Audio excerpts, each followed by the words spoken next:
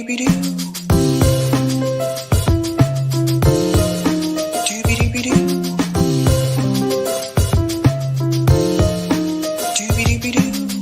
host, sabrinasalvati.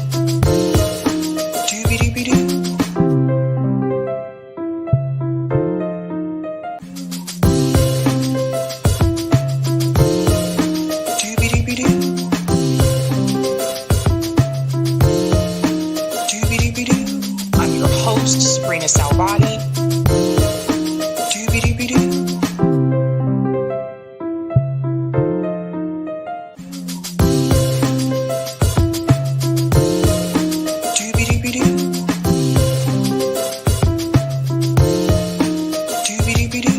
I'm your host, sabrinasalvati. All right. Happy Tuesday, guys. Welcome to Sab's podcast. I'm your host, Sabrina Salvati. If you're new, I want to let you know that Sab's podcast is a part of Revolutionary Blackout Network. You can catch me there on Tuesdays, Thursdays, and Fridays. And you can catch me here Tuesday, Thursday, Friday, and Sunday. I sincerely hope you guys had a great weekend. I have a cold, but I do feel better than I did Saturday. So I am feeling much better now. I hope you enjoyed the Super Bowl. I saw it. I saw the call at the end. I'm not going to say anything except for the fact that if you're going to make those calls, be consistent. Like if you're going to make a holding call during the Super Bowl, make sure you make that same kind of call during the regular season, because I don't see them. I see them call holding, but not one like that, like what I saw. So anyway, it is what it is. The game already happened. Shout out to everyone watching on YouTube, Rockfin, and Twitter. And welcome, guys. I'm super excited to get started tonight. We have some pretty interesting stories. I am going to do call in tonight after the show. So I look forward to you guys joining for that. It should be a pretty interesting discussion. We're going to talk about this conversation that Norm Finkelstein had in reference to, does the left cancel itself? So I would want to hear from you guys. I think that would actually be a really good conversation. So I want to go ahead and give shout outs to people in the chat. Yes, so that is a reminder. Call in will start at 9:50. So that's already pinned to the top of the live chat for you there. And we'll jump right into it after the stream. I'm not going to take a break. Shout out to Soul, says, hi, Sabby, much love. Greetings, Hannah G, says, Sabby, ask Norm to come on your show. I could try. It's really not easy to get people to come on that don't know me or don't know of me, but I can try. I'll try, Hannah. How about that? Brandy says, hey, fam. Shout out to Steven, says, hello and happy Valentine's Day, Sabby. Cheers. Yes. Happy Love Day to all of you guys, whether you are single or whether you're in a relationship. Happy Valentine's Day. I hope you get some kind of like warm love from someone today, whether it's a handshake, a hug, or something that makes you feel good. Shout out to Oz, says, impeach Biden now. I could live with that. Greetings, Brent sends love. Everybody, so much love today. What's going on, Josh Floss? Also sending love. Robeson says there's more. Shout out to Hugo, who's a Sabby member, says hi. Greetings, Carrie, says if we get U.S. citizen-owned utilities and resources, we can end poverty and fix reparations and stop paying for water, plus 70% of crime goes away. Here comes Carrie bringing the facts. I hear you, Carrie. Shout out to Peace Dove, says happy Valentine.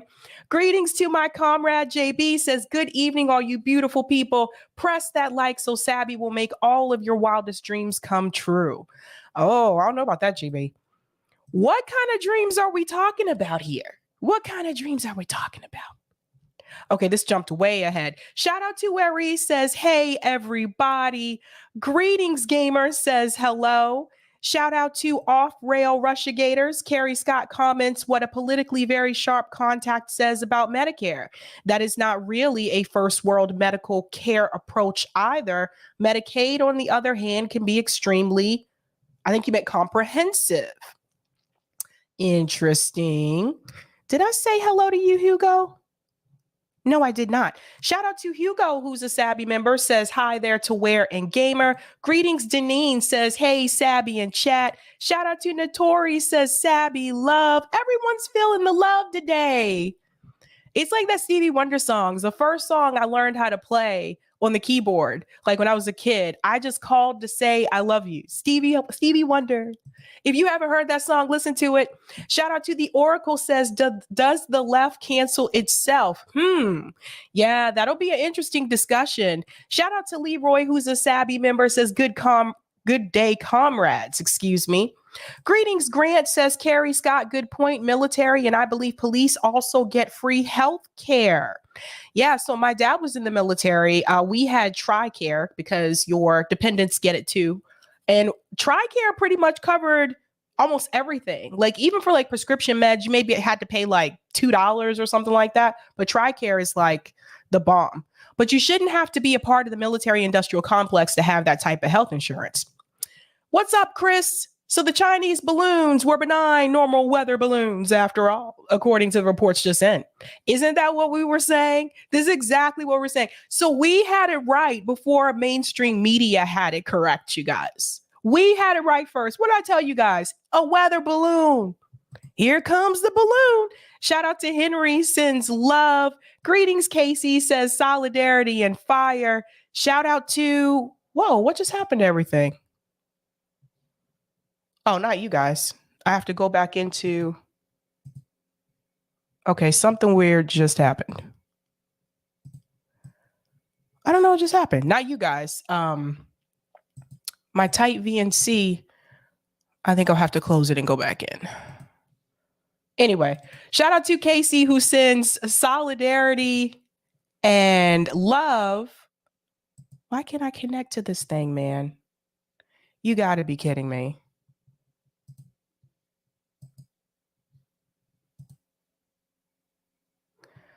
Oh boy, why is that not working? I had everything, all the links. Oh, okay. Okay, you don't have to keep telling me that. I don't know why I can't get into Tight VNC. This is such a mess. I had all the links lined up and ready to go. Boy, I tell you. If it's not something, okay, here we go. Probably because I logged in way too early. Let's see if it goes now. Okay, there we go. We will try again. Try again. That's probably why. Okay, looks like I fixed that. Anywho, shout out to Aberdeen. Thank you so much for the super sticker. Thank you so much. And let me go ahead and I'm just trying to get Tight VNC going. Share screen, share, remove, sorry. And then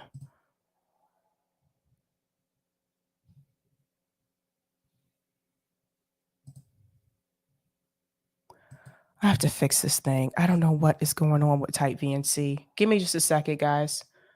Let me log back in. Well, I guess I don't have to log back in, but I do have to log back in.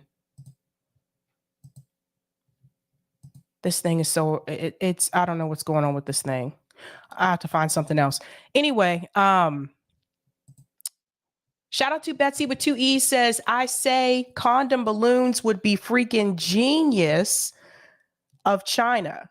That would be interesting. All right. I guess I'm going to have to share my screen because Tight VNC is just not working out well, which really sucks. I hate doing that. Quick shout out to everyone who is a Sabby patron. Let's go ahead and give them a shout out and we'll get into the thumbnails. All right. That is not what I was trying to share. I'm all over the place tonight, I tell you. There we go. Shout out to everyone who is a Sabby patron. Thank you guys so much for your support. If you're interested in being a Sabby patron, I have 5 categories: Sabbies, members, Sabsters, Sabinators, and of course, the ultimate. All of their names are listed here. And you can also see their names scrolling across the bottom of the screen there on the ticker. Thank you guys so much. You really do keep the lights on around here. So note to self, do not log in to type VNC too early. Otherwise, okay, that's okay. Yeah, that's fine. Okay.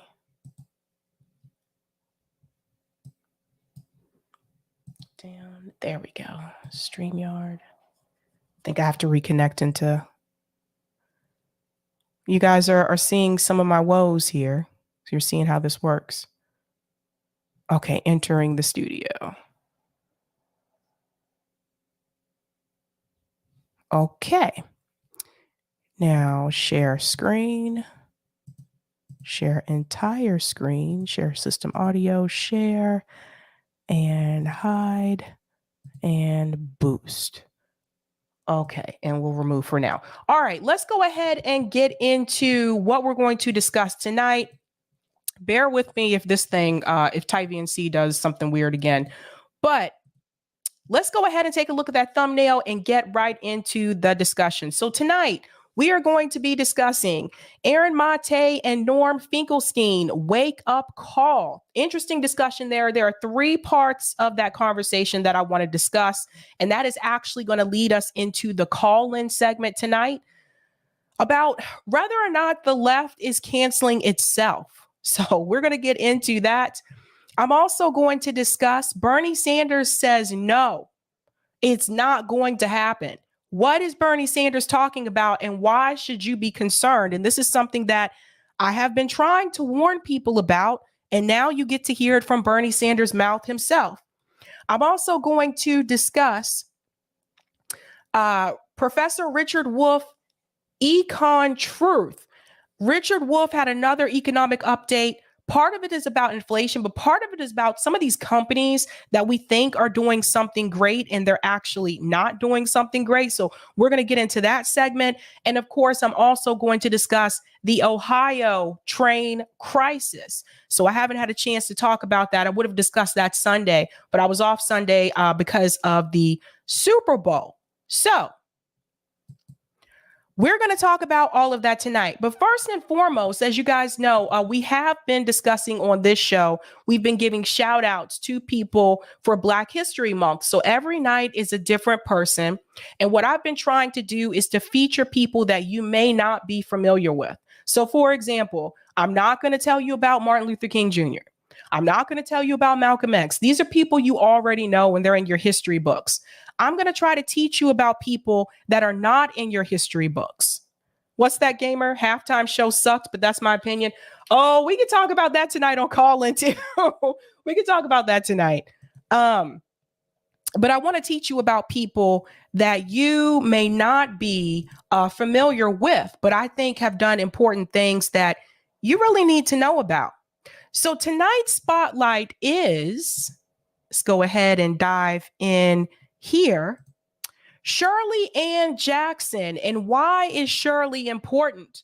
Believe it or not, if you have a cell phone, if you use any type of a touch screen, you have Shirley Ann Jackson to thank for that. And that's not just cell phones, that also includes computers, laptops as well. You can see these devices also in the classroom. At least when I was at Northeastern, we also had like a touch screen, like monitor that would link to the projector. It's all like complicated, but anyway, it worked. So what do you need to know about Shirley Ann Jackson? Because it's not just that she accomplished. Let's go ahead and get into her story so you'll learn a little bit about her. Dr. Shirley Ann Jackson, a visionary, scientist, educator, and public policy innovator, has broken barriers and blazed trails throughout her life. She was the first Black woman to earn a doctorate at MIT. Her breakthrough scientific research has aided innovations for several technologies we use today, such as the touch-tone phone, fiber optic and solar cells, and the fax machine, just to name a few. Boom. So these are things you've probably used at some point or another. You have the touch screen, right? You have I think this is a solar projector, fiber optics, and you also have the fax machine. So at some point in your life, you may have used these devices. Let's go on.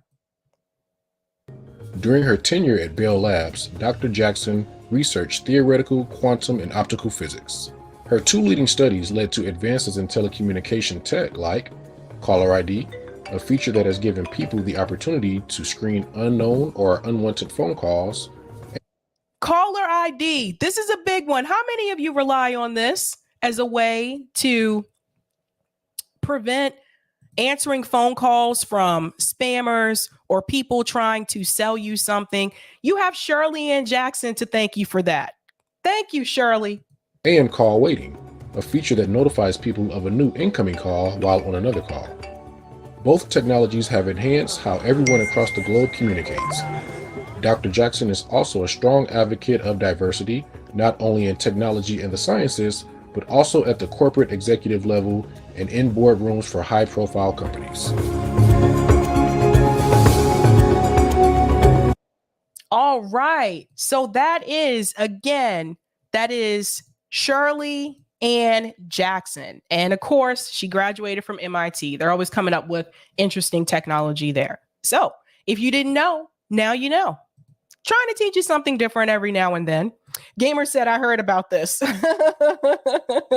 Deneen said, we are brilliant people. Yes, indeed, Deneen. Yes, indeed. You know, these are some of the people you're just not going to see in your history books, right? So I want to go ahead. Let me go ahead and close the screen. Eric is still on vacay, so I'm winging it here. He'll be back Thursday night, and then I'll be heading out to DC on Friday. So bear with me. But I want to go ahead and I want to get started with this story coming out of East Palestine, Ohio. I had never heard of East Palestine until recently, and that is because of the train derailments that have happened there. Now, there's a lot to cover here. I have a couple of clips I want to show you, and then there's an article that goes a little bit deeper into why this happened in the first place. There has been calls from people, at least on social media, to get Pete Buttigieg to actually respond or say something. He finally has responded days later after this has happened, but I don't know what more people need to see for them to be convinced that I think that Pete is not fit to be Secretary of Transportation. Look how many incidents have happened under his leadership in this position. So I want to go ahead and get started with this clip first that does a little bit of a overview about the chemicals that were released. So if you were not aware, yes, there was a train, it derailed East Palestine, Ohio, which is actually on the border of Ohio and then like parts of Pennsylvania, I believe. And unfortunately, those trains were actually carrying liquid chemicals. And when those trains collided or derailed and exploded, it released the chemicals into the air, which means the people in that town would need to evacuate so that they don't consume the air that is tainted by those chemicals. Now, let's go ahead and start this clip, and then I'm going to get into a further discussion about this as to why I believe this happened in the first damn place. Let's go. Details, though, about that train derailment in Ohio that covered a town in toxic chemicals. Yeah, talk about scary. I mean, you see the pictures on TV, this train derailment aflame. We know that it was highly combustible, and there were concerns that it could be an even worse explosion than the contained explosion that they had there. But we do know that there are more concerns that there are other chemicals that were carried in those railway cars. And it's adding to a list of concerns and mistrust that residents have in East Palestine, Ohio, about returning to their homes. Is it too soon? Kelsey Kernstein is here to talk a little bit more about that. Kelsey. Well, yes, it's too soon. Based on the comments that I've seen and the videos I've seen from people on Twitter who do live in that area, some of them felt like they rushed back too quickly. The chemicals are obviously still in the air. The chemicals have affected pets. So people have found dead animals, sick animals. It's also affected the fish, which means the chemicals have gotten into the water. I don't know about you, but I don't see fish like just jumping up out of the river and flying. That does not happen. That means the chemicals got into the water.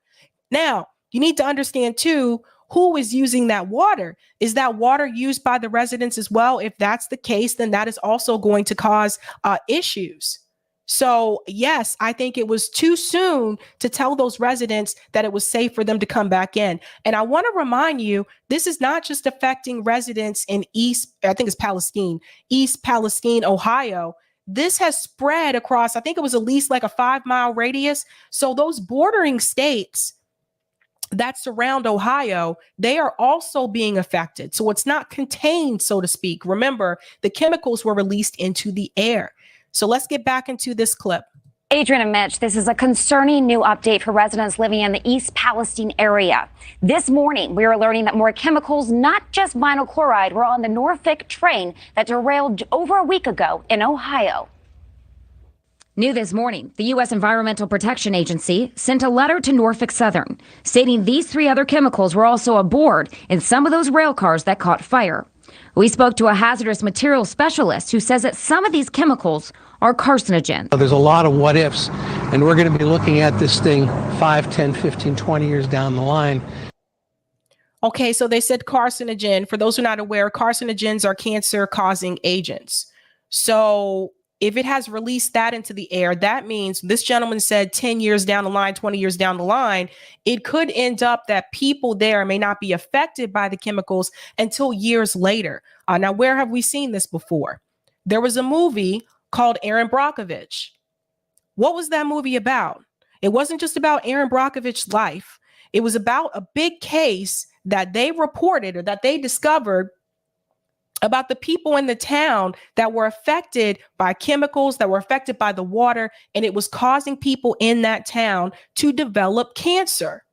So even if they do evacuate the town, that doesn't mean that even 10 years, 15 years down the road, people still won't be affected by the chemicals that were released. Again, it is releasing carcinogens. So keep that in mind. Let's go back in. And wondering, gee, cancer clusters could pop up, well water could go bad. And this video here, News Nation acquired of dead fish in cloudy water. Residents say they've also seen sick animals, and their homes in town are still covered in debris. You see the fish that they showed you? This is what I was talking about right here. Again, fish don't jump out of the water and fly. So the chemicals got into the water. And this video here, News Nation acquired of dead fish in cloudy water. Residents say they've also seen sick animals, and their homes in town are still covered in debris.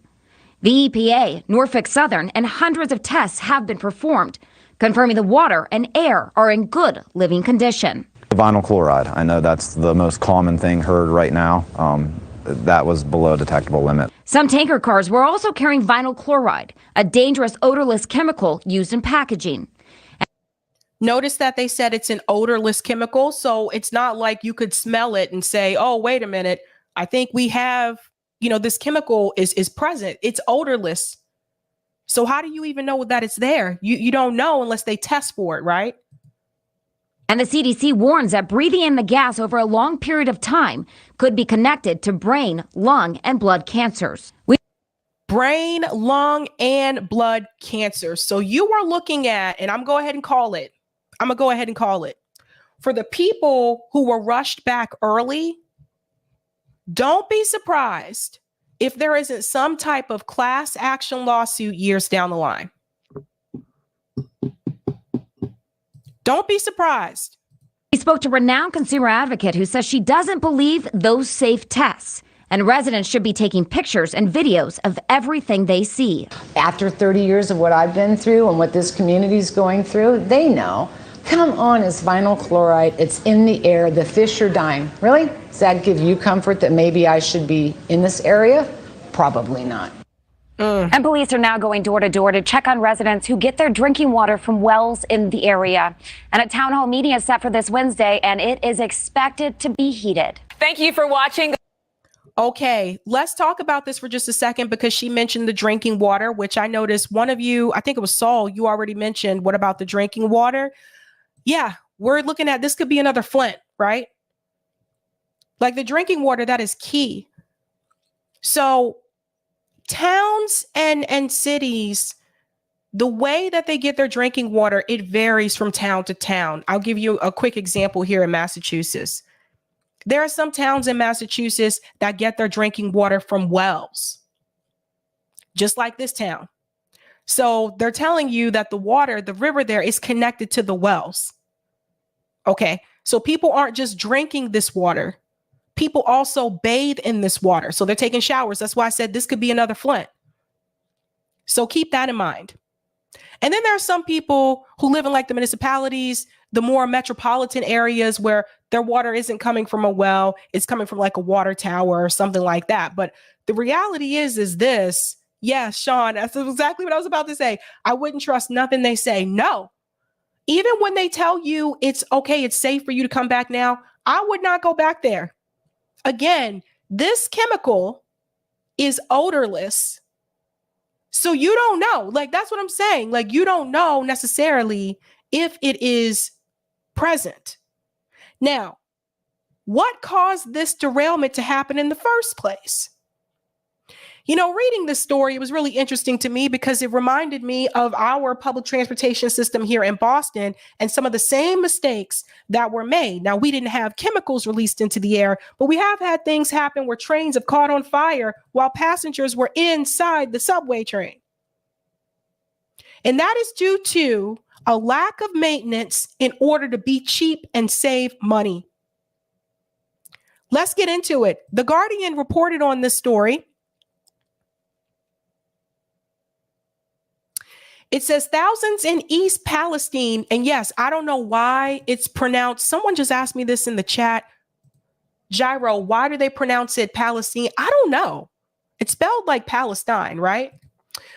Anywho, thousands in East Palestine, a town of about 5,000 people evacuated, and officials warned the control burn would create a phosgene and hydrogen chloride plumb across the region. Phosgene is a highly toxic gas that can cause vomiting and breathing trouble. So now we're looking at the possibility of people having asthma. Now we're going back to some of these environmental problems. And was used as a weapon in the First World War. Though no one died in the accident, the catastrophe serves as a wake-up call to the potential for more deadly freight rail derailments. Public health advocates are warning. By one estimate, 25 million Americans live in an oil train blast zone. And had the derailment occurred just a few miles east, it would be burning in downtown Pittsburgh, with tens of thousands of residents in immediate danger. Ineffective oversight and a largely self-monitoring industry that has cut the nation's rail workforce to the bone in recent years, as it puts record profits over safety, is responsible for the wreck. You see this? Record profits over safety. We're going to get back to that in just a second. Now, that's coming from Ron. He is an Amtrak locomotive engineer and former Norfolk Southern freight engineer. The Palestine wreck is the tip of the iceberg and a red flag. If something is not done, then it's going to get worse, and the next derailment could be cataclysmic. About 4.5 million tons of toxic chemicals are shipped by rail each year, and an average of 12,000 rail cars carrying hazardous materials pass through cities and towns each day. Now, that's according to the U.S. Department of Transportation. The latest accident comes after 47 people killed in the town of Lac-Mégantic, Quebec, in 2013 when a runaway train exploded. In February 2020, a crude oil train derailed and exploded outside of Guernsey, Saskatchewan. And an ethyl train in Kentucky derailed and burst into flames a week later. The Pittsburgh region alone has seen 8 train derailments over the last 5 years, according to the public health advocacy group Rail Pollution Protection Pittsburgh. And about 1,700 annually occur nationally. The causes of the Pittsburgh accidents highlight the myriad ways in which things can go wrong. A crack in a track ignored by rail companies caused a 2018 derailment, while another train hit a dump truck at a crossing with inadequate safety equipment. A broken axle on a train car is thought to be the source of the East Palestine accident. So anything can cause this to happen. And I think this should be a red flag and a warning sign for the transportation department, so that you really have to continue the maintenance for these trains. Now, listen to this. The U.S. Transportation Department in 2020 approved a rule to allow liquefied natural gas, or LNG, to be shipped via rail with no additional safety regulations. That's to cut costs and to speed up the process. If you need to get something shipped rather quickly, how do you do it? You cut costs and you speed up the process. And when you do that, you can end up with something like this happening. I've seen this time and time again. Okay, we had this problem here in Boston when Governor Deval Patrick was governor of Massachusetts. Under his leadership, the trains weren't doing the maintenance test. So these trains are supposed to have maintenance tests every 5 years. Under his leadership, they skipped it. It wasn't happening. Next thing you know, towards the end of his gubernatorial administration, these trains started to catch on fire. And I'm talking like people would just hop on the red line at Harvard Square Station to go into Kenmore, and you saw people on the local news punching and kicking the doors to get off the trains because a train car caught on fire. That's due to not having those maintenance tests. Again, trying to be cheap and trying to speed up the process. So when Governor Deval Patrick, that happened under his leadership. When Governor Baker became governor, he inherited that same issue. Now, he tried to fix the trains and all this stuff, but because there was so much backlog when it came to maintenance, there was just no way fixing this. Some of the train lines have closed completely, or some of these stops have closed completely because they're just like, these trains are not functional. You can't get on a train in the morning and not know if you're going to make it there on time, let alone if the train is going to catch on fire. This has happened multiple times, trying to shortcut things, trying to be cheap. Trains can now run 100 or more tank cars filled with 30,000 gallons of the substance, largely from shale fields to saltwater ports. The decision was opposed by local leaders, unions, and what do you know? The fire departments. That should have been a big warning sign, right? If the fire department is opposed to this, you might want to listen to the fire department. I'm just saying. And the NTSB. Now, here's the interesting part. It wasn't just the fire departments and the unions that tried to warn about this. Remember those railroad workers that were trying to go on strike? Remember those guys? Turns out they also warned about it. Now, More Perfect Union, they covered this. And you can watch the video here. This shows you, there's no audio in this video, but this shows you what happened. So you can see after the derailment, you see all of these gases going up into the air. This is all the chemicals going into the air. Look at that. Now I'm gonna pause right here because a lot of times people just want to focus on the black cloud.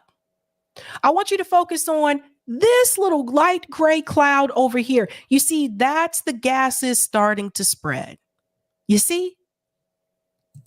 So this was very dangerous. God forbid this was someone's house nearby. But this is very dangerous. Ilhanner says that's what's happening in my city now. I'm so sorry to hear that, Ilhanner. I'm so sorry to hear that. This is terrible.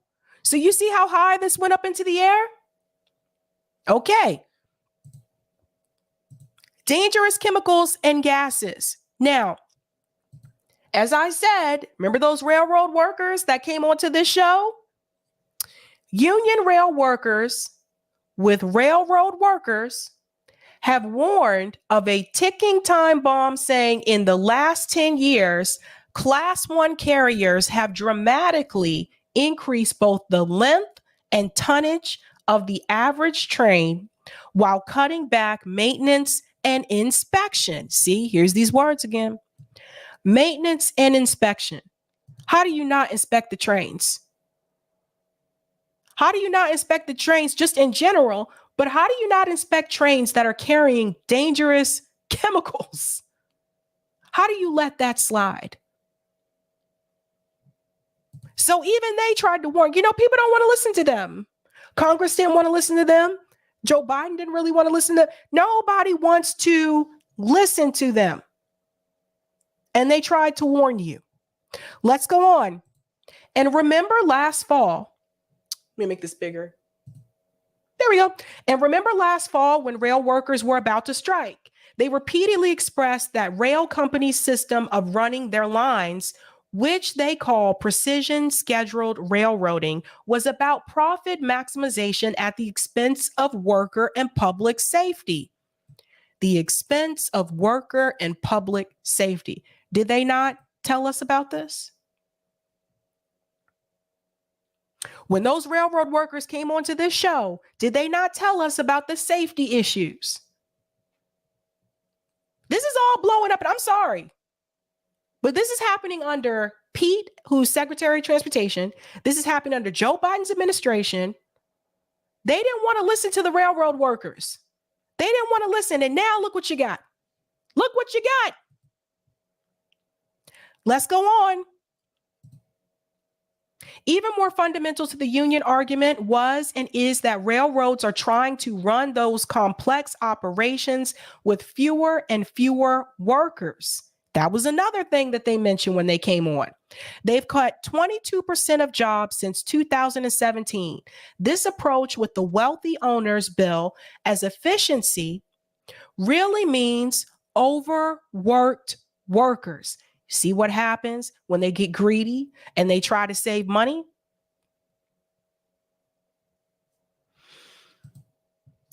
Let's go on. Overburdened and exhausted workers means more dangerous situations for the folks making our trains run on no days off and no sick leave. And it's not because the rail companies don't have the money, because they do have the money. Okay. They really do have the money. Norfolk Southern, the company running the trains that derailed in East Palestine with toxic chemicals on board, brought in over $12 billion in revenue last year. This is capitalism at its finest. You have the money, you probably have more than what you actually need, and you choose to exploit the workers anyway. This is what happened when greed gets into the way. This is one of the arguments for nationalizing the railroad system. This is one of the arguments. Let's go on. I believe there's one more. Norfolk also announced a $10 billion stock buyback program last year. This was new. So they're not saying that they can't say they didn't have the money. And all this money for stock buybacks that line the pockets of rich investors is money that's not being used to improve safety and make the upgrades that unions have been pushing for. It's also money that's not going to exhausted workers. You see what I mean? It's all about making rich investors more rich. That's what this is about. So let's lay off workers. Let's make the ones who are left work overtime and not pay them for the overtime. Oh, and let's not give them paid sick days. Greed. Didn't mean to do that. Not only are rail profits not helping workers, they're instead being used to lobby against regulation. Now, David Sirota reported about this. The Lever found that rail companies spent big to block stricter safety rules, specifically for trains with hazardous materials like the one in Ohio. Look at that cloud. Now, it doesn't end there because there's more. Because it wasn't just Ohio. Just the other day,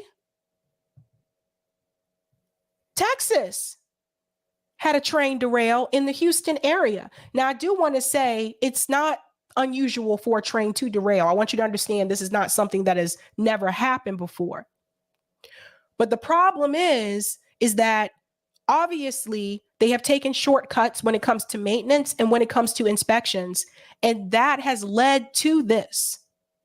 So, in Houston, officials report that the train was carrying hazardous materials, prompting Union Pacific to monitor air quality at the site of the crash, according to the Splendora Police Department. So this is Houston.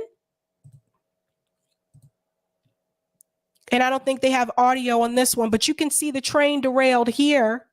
And this was breaking news. So what do you do, guys?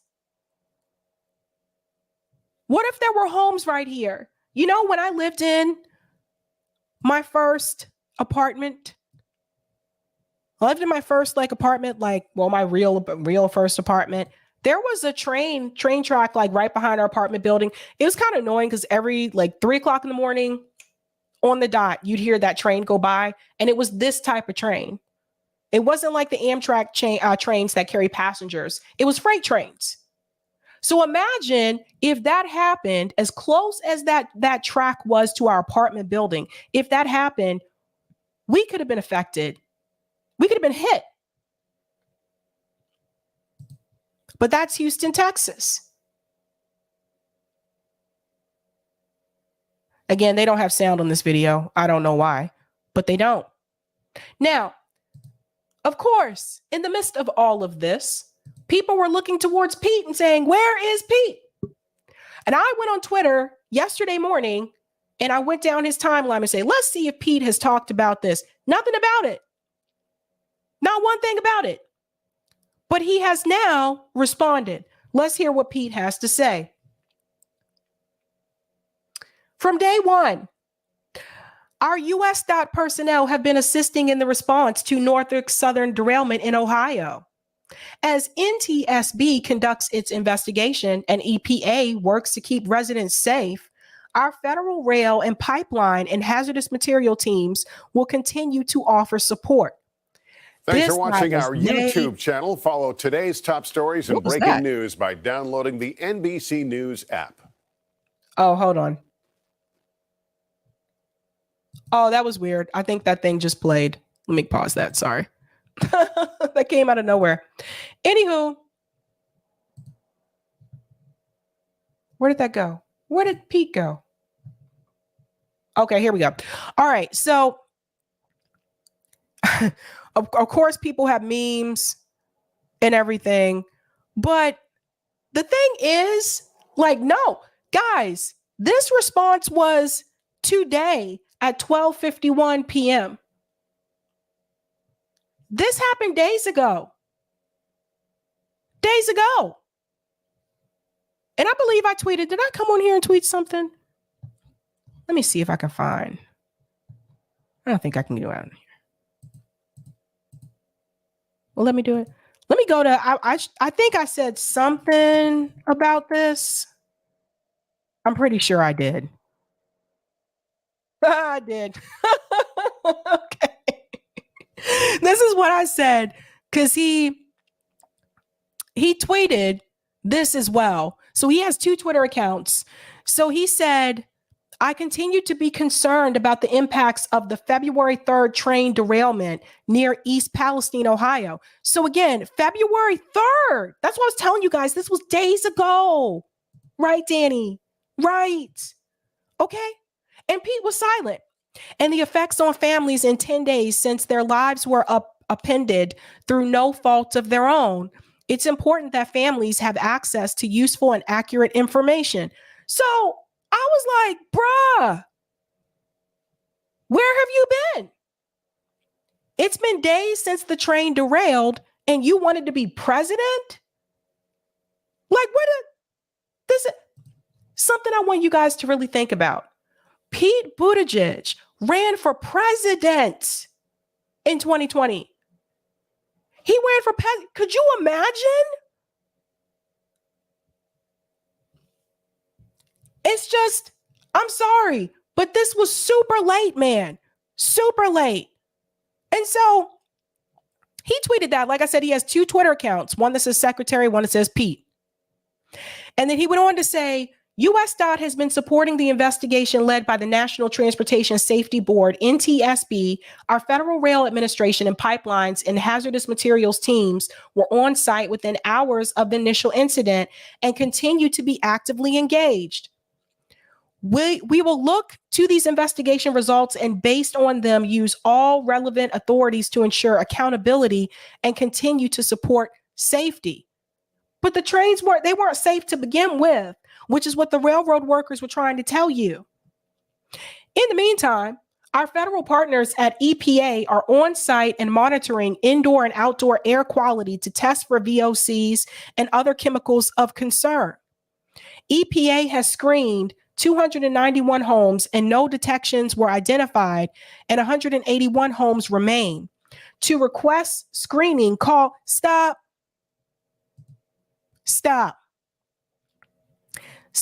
right now. Thank you very much. Stop it.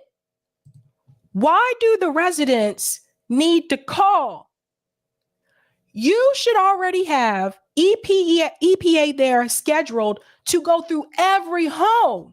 Why do they need to pick up the Let's think about this, guys. You're asking the people who were just evacuated, then some of them told it's safe to come back. Now you're asking them, these people trying to figure out if they're going to be able to go to work because of the conditions. Keep that in mind. So this means some of them may not get paid. They're trying to figure out, are the kids going to school? And the teacher's trying to figure out if they're going to be going to school to teach these kids, right? So keep this in mind, all the things they're trying to figure out. Am I going to have to leave my home for good? Am I going to have to sell my home? Is it ever going to be safe for me to come back to my house? Do I still have a job? See, Pete doesn't have to worry about that. And in all of that, Pete wants them to pick up the phone .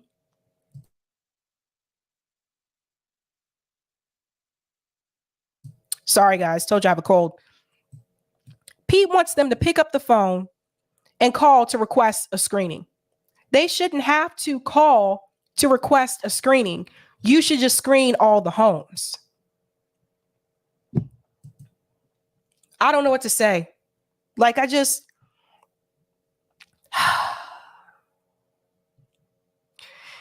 the link that he put for the site. And why? First of all, everyone is not on Twitter. Newsflash, Pete, not everyone in East Palestine, Ohio is on Twitter. So I don't know what you want them to do about this. And then 2, the fact that you're expecting them to make a phone call when the EPA should just do it regardless, it's asking for too much. This tweet went out. Go here so you can get the date. February 13th, yesterday at 8:24 p.m. This train derailed days ago. It took him this long to even respond. And I want to show you what this gentleman said here, because this is, oh boy, this is actually very dangerous to say any of the area surrounding the massive chemical release is safe. 1 ppm exposure over an 8-hour period is the maximum threshold one can take. You need better advisors. I'm disgusted. This a blue check? Oh, damn. He's an attorney and he's a vet. Like, I don't know what else to say, you guys, but this is appalling. How many more incidents need to happen before Pete is removed from being Secretary of Transportation? How many more incidents? First the airlines, then the trains. What else?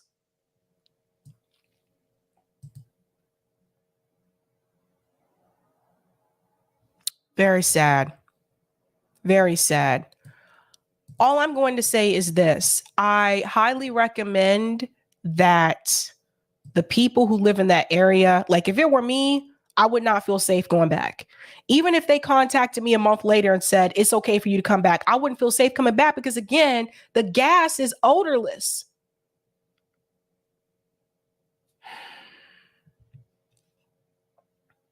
Deneen said, disgusted is the word. He should be impeached.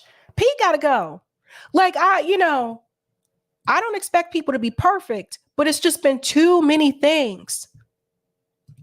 SG said, kids having rash and vomiting. It's so sad. Yep. It sounds like Flint. The Oracle. Child. That's child for those who don't know. Child. East Palestine is going to be a cancer cluster in the years ahead. Betsy, yes, this will be like Hinckley, California, but even worse. The entire Ohio River Basin could be affected. You guys see? I'll see if I can find the map because there was a map that showed how far it spread. Blue Moon Red Wine is here, and then they talk crap about how they're going to do a Green New Deal. You tell him, Lucy. This is terrible. Absolutely terrible.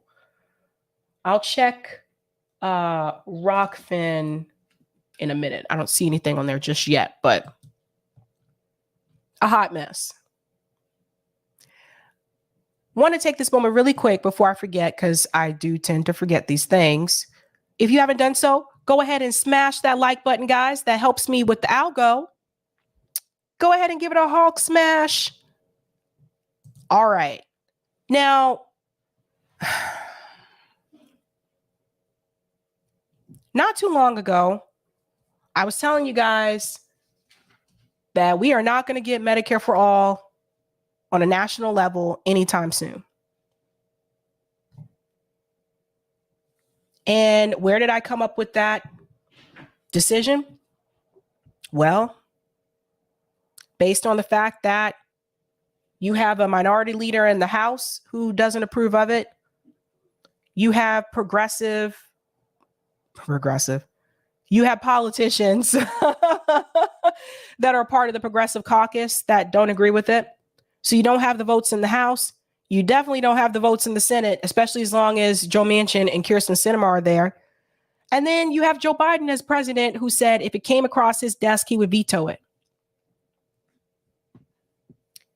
Some people didn't like me saying that, and they said that I was being cynical. Sorry. You want me to keep it real, or you want me to lie to you? Because now it's not just coming from me. Now it's coming from Bernie Sanders himself. So on the thumbnail, it said Bernie Sanders says no. And I said, what is he saying no about? By the way, this was pretty recent. This was published February 8th. That was just a week ago. We ain't going to get it. Why Bernie Sanders says his Medicare for All dream must wait. This is an interview with Bernie Sanders. I don't think a lot of people have talked about this, so I really wanted to highlight this because you guys need to hear the truth. And I'm not going to sugarcoat things for you. There's Bernie. Here we go.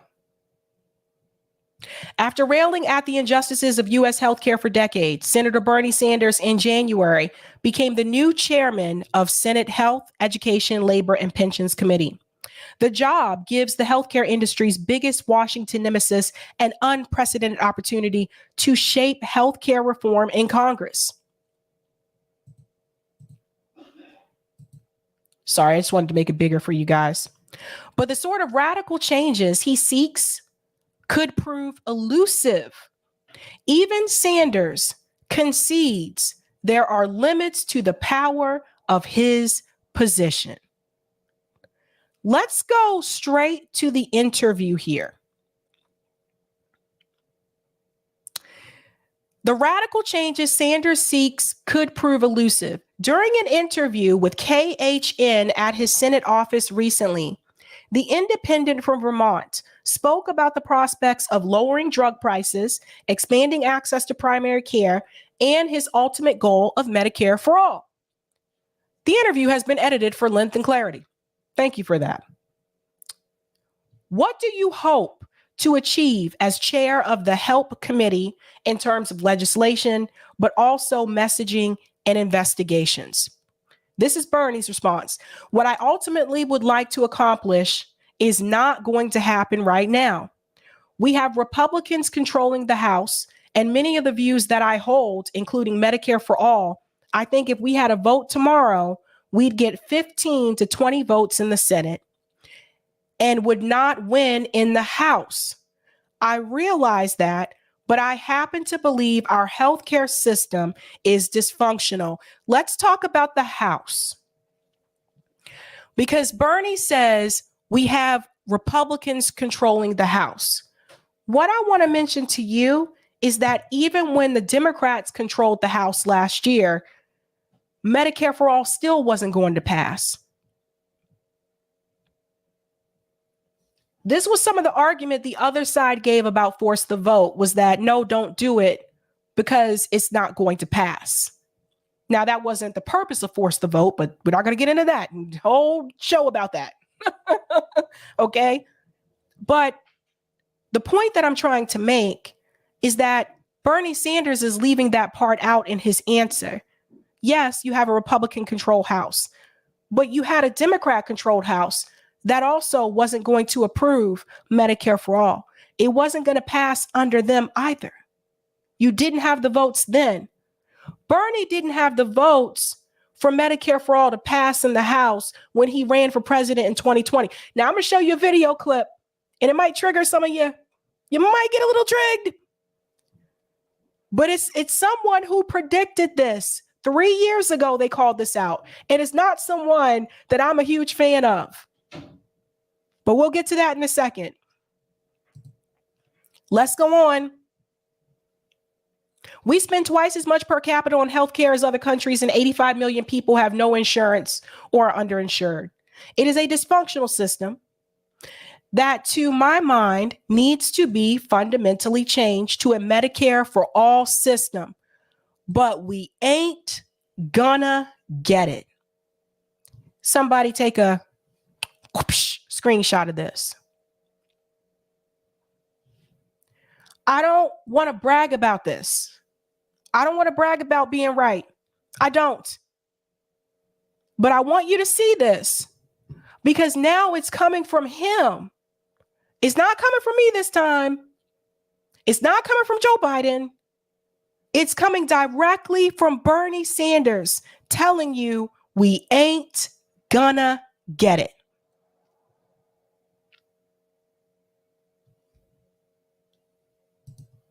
Let's go on. What can you actually accomplish? From a poll a couple months ago, just among Republicans, top concern, high cost of prescription drugs. We're long overdue to take on, in a very bold way, the greed and outrageous behavior of the pharmaceutical industry. Here's another question. So many parts of the system are messed up. Patents, 340 billion pharmacy benefit managers, insurance issues with formularies. And he says, right, there are a million parts to this problem. They go on to ask, so short of a complete overhaul, what are the parts you think you can change? Now listen to this part.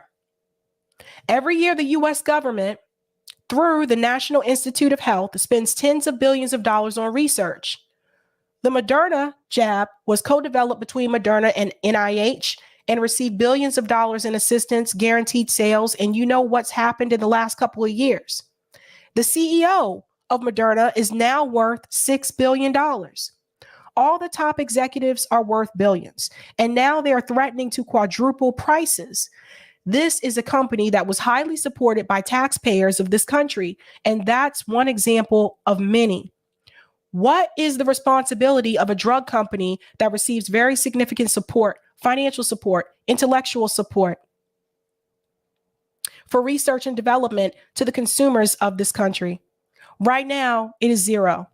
Thank you very much for your support. I will charge you any price I choose. We have to end that. That's the starting point. So again, the question was, what are the parts you think you can change? We know the history, Bernie. We know this because you've been saying this for a long time. But when it comes to what he can change, he just basically says like, well, the prices. Right now it is zero. Thank you very much for support. I will charge you any price I choose. We have to end that. So he's saying we have to end pharmaceutical companies charging any price that they choose. He said that's a starting point. But my question is, how are you going to do that though, Bernie? So apparently that was their question too, because they followed up with, but what's the mechanism? March-in rights, whereby the government could force a company to share its license for a drug that was developed with federal investment, allowing others to produce it? ? Bernie goes on to say that is one approach. Threatened by people. Threatened by people in George W. Bush's administration, by the way, March-in is one option. Reasonable pricing is another. I have made 2 trips to Canada, once as a congressman from Vermont, took a bunch of working class women across the border to buy a breast cancer drug. Once as a presidential candidate, took people from the Midwest and we bought insulin. The price was 1/10 of the US cost in both cases. Another area is primary care. I have worked hard with other members of the Affordable Care Act and the American Rescue Plan to significantly expand community health centers. FQHCs, federally qualified health centers, provide primary care, dental care, mental health counseling, and low-cost prescription drugs. And 1/3 people in Vermont get primary care through community health centers. So this is another problem I've seen too, is that these community health centers, some of them have been closing, or they've been laying off people, shutting people down.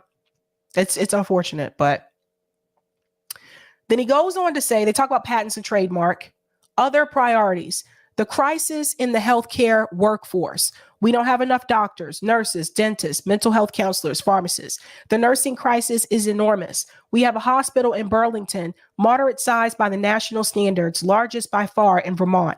They told me they are going to spend $125 million on traveling nurses this year. But one of the reasons for the traveling nurses too, not just in reference to Vermont, because I have a friend who's a travel nurse, is because when nurses go on strike, guess who the hospitals call to come in and fill those spots? The travel nurses. My friend has done a couple of those. One moderate-sized hospital. Meanwhile, we have young people who want to become nurses and we can't educate them. We don't have enough nurse educators. I think we get bipartisan support for that issue. Another thing I want to look at is dental care. Not enough dentists, too expensive. Whole regions don't have them. Listen to this part, and then I'm going to go to the video clip. Did you agree with President Biden's decision to end the public health emergency in May? It says he frowns here. I have some concerns. Sanders appeared to be the only member of Congress wearing a mask during Biden's speech on Tuesday. It's going to dump a lot more people into the uninsured again. This is another thing. Some people that were clapping when Joe Biden was saying we've lifted the health emergency, I don't think they really understood what they were clapping for. Because now that that has happened, that means people who were covered under the emergency status are no longer covered anymore. Those people are now uninsured again. Now, there was someone, you're really going to laugh at this one because I had to go way back. I had to go way back. And this is someone who is local to me. There was a commentator 3 years ago tried to warn us that this was not going to happen, that Medicare for All was not going to happen anytime soon. And the name of this video is Medicare for All isn't happening soon. They're local to me. I don't watch their stuff much anymore, but he was right about this. Listen to this. I hate to have to start this way today after the Thanksgiving holiday, but if you're watching on YouTube at least, wait, please don't hit the dislike button just yet. Consider watching this video first before you do that. I am here to talk about the unfortunate reality that a national Medicare for All is not happening anytime soon, and I'll explain why. And I'm not here as an opponent of Medicare for All. I'm not someone who wants it to fail. I'm an advocate of Medicare for All, but I'm also an advocate of being realistic with you if we want to make things happen. And the reality is that without me attacking Medicare for All, without me attacking the concept of Medicare for All, I recognize that national Medicare for All isn't happening anytime soon. I'm not here to say we should advocate for centrist policies that are more realistic. That we should advocate for the policies we think are the right ones, and the right progressive policy is Medicare for All. Anthony. Anthony said, why? He was right. He was right. I know it's painful, guys. I know. But listen, he has a point. But I'm not here to tell you unrealistic things. Like if Bernie gets elected, we'll have Medicare for All in 4 years. We won't, and I'll explain why in a second. Our politicians do enough of the unrealistic stuff. I'm here to discuss the realities. And I'm here to tell you today that because national Medicare for All simply isn't happening anytime soon, even if the next president supports it, we need to be smart. So let's go through this piece by piece. And once we're done, rather than, calling me a shill or whatever. Because he knew that was coming.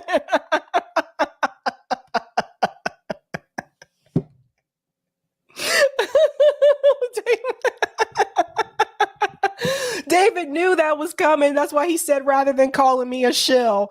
So anyway, something I want to point out that he just said was that even if we have a president, so he was saying 3 years ago, even if Bernie Sanders was to win, he was saying we still weren't going to get Medicare for All. That's what he was trying to tell people. Not if Joe Biden won. Even he said if Bernie won, we weren't going to get it. Listen to this. I know it's tough, you guys. Tell me where you think I'm wrong on the reasoning, because that's really what this is about. It's about talking about the facts and reality. Number one, I've already talked about some of the areas of concern around Medicare for All plans, but that's not really what this segment is about. Yes, I've talked before about how most of the plans for how to pay for Medicare for All are unrealistically optimistic about how much healthcare spending per person will go down if we switch to Medicare for All. In reality, it could take 10 or even 20 years to see those cost reductions. I've talked about that before. That's not what I'm talking about today. There are political considerations. Even if Democrats take the Senate in 2020, which would be by the slimmest of margins, as I've outlined for you before, it's not going to be enough to pass Medicare for All. Because number one, even if Democrats do take the Senate by a few seats in 2020, you need 60 votes in order to pass something like Medicare for All, which Democrats are not going to have after this upcoming election. He was right about that. And not all Democrats even support Medicare for All in the Senate. You can then look at 2022, but then if you're only starting the conversation, then again, you still need 60 votes in the Senate to pass this. It's a question mark whether Democrats could even get a 60 vote majority in 2022. And of course, the alternative would be get rid of that 60 vote requirement. You can do that with a 1-seat majority, but even Bernie Sanders has hesitated to say we should get rid of that a 60 vote requirement because it could massively backfire if Republicans take control again, when Republicans take control again. So that's a serious political obstacle. Doesn't matter whether Bernie's president or Warren's president or whoever. It's just a real obstacle. And then imagine that you solve that problem. See what he said? It didn't matter. It didn't matter if Bernie Sanders, this is one thing that I hate to admit, but this is one thing that Joe Biden was correct about when he debated Bernie Sanders. And he said, Bernie, you don't have the votes. He said, you don't have the votes for it to pass. He was right about that. He was right. So there's that piece right there. So he was letting you know, even if Bernie Sanders won, we were not going to get Medicare for all. Let's go on. Problem. You have some bigger issues to deal with. We have a conservative Supreme Court. We are going to have a conservative Supreme Court for some time. Why does that matter? When we talk about Medicare for all, two different reasons. Number one, if you don't make private insurance illegal, as some want to do, it significantly hurts the financial viability of Medicare for all. Making private insurance illegal would be almost impossible under the current Supreme Court or any Supreme Court that's like it. It will be fought endlessly by moneyed interests up to the Supreme Court. This is not a Supreme Court that will say private insurance is now illegal. It's just not going to happen. And that is something that will hurt the financial viability of Medicare for all. And reason number two, and this was one I did not think about, the Supreme Court.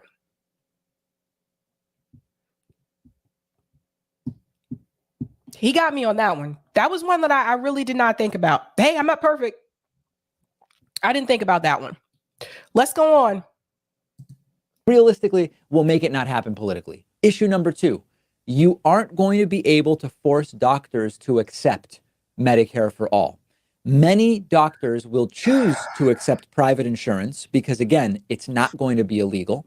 And you will see more of a move to what's called self-pay. We already see self-pay more and more in the mental health field. We see it in dentistry because dental insurance is terrible in the United States. We could spend much longer on this Supreme Court issue. But again, there is no way that a Supreme Court that is even remotely like the one we have right now would rule doctors have to accept Medicare for all. This is the piece, like, it's painful to hear, I know, guys, but like this is one thing that he was correct about. JB says, of course, private insurance is illegal under capitalism. If we change the economic system, that may not be an issue. 100%. 100%. Yep. Again, I hate to say it, but it all goes back to capitalism. That will be a major problem for the financial viability of Medicare for all, but it won't even get to that because it is not going to be something that you will get 60 votes in the Senate for under these parameters. So what I want to talk about is not that I think Medicare for all is bad. I think it's good. I like it. I do see it as a drastic and maybe the best improvement over the system that we have. I don't want to suggest to you that it doesn't matter if a candidate supports Medicare for all. It does. We should support candidates who see Medicare for all as the gold standard and who see it as the goal. But you and I have to be realistic that it's not happening anytime soon. So before we even talk about candidates, let's talk about what could happen. Number one, it's important to get some wins that demonstrate that conceptually Medicare for all or something like it would work. This piece right here, it's important to get some wins. This is something like JB and I have talked about before, the fact that we haven't really had wins, like on the left, we really haven't.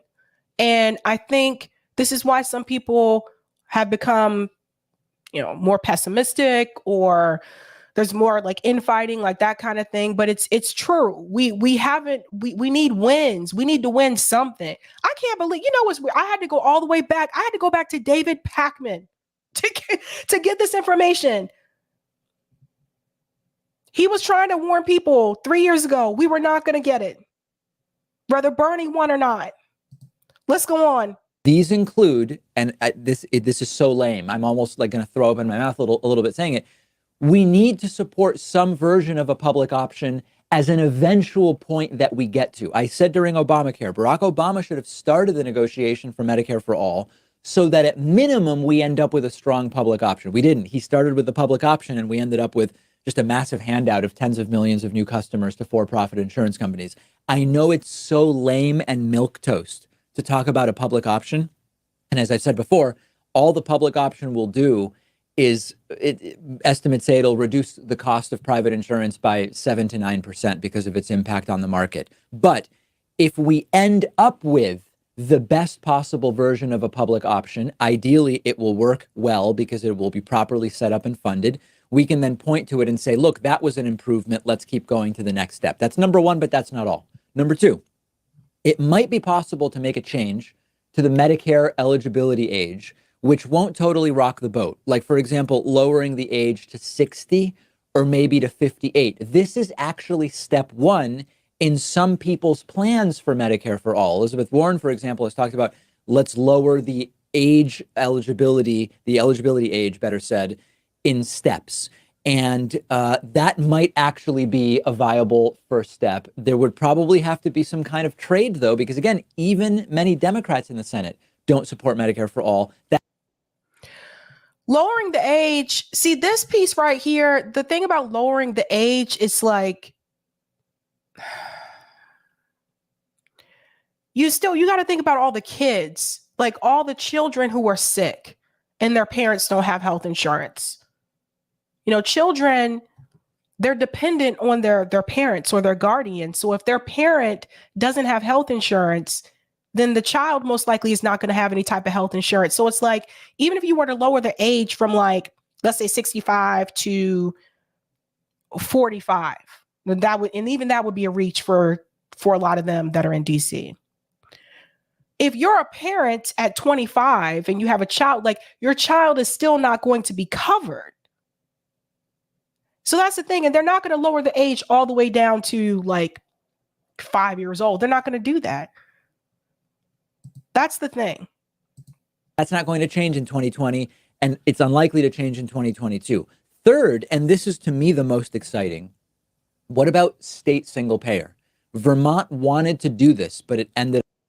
Okay, Colin, that's the answer to your question. Is David indirectly making the case for pushing Medicare for all on the state level? Let's hear what he says, Colin. Let's hear what he says about this. Up failing for a variety of reasons that we could explore in a different segment.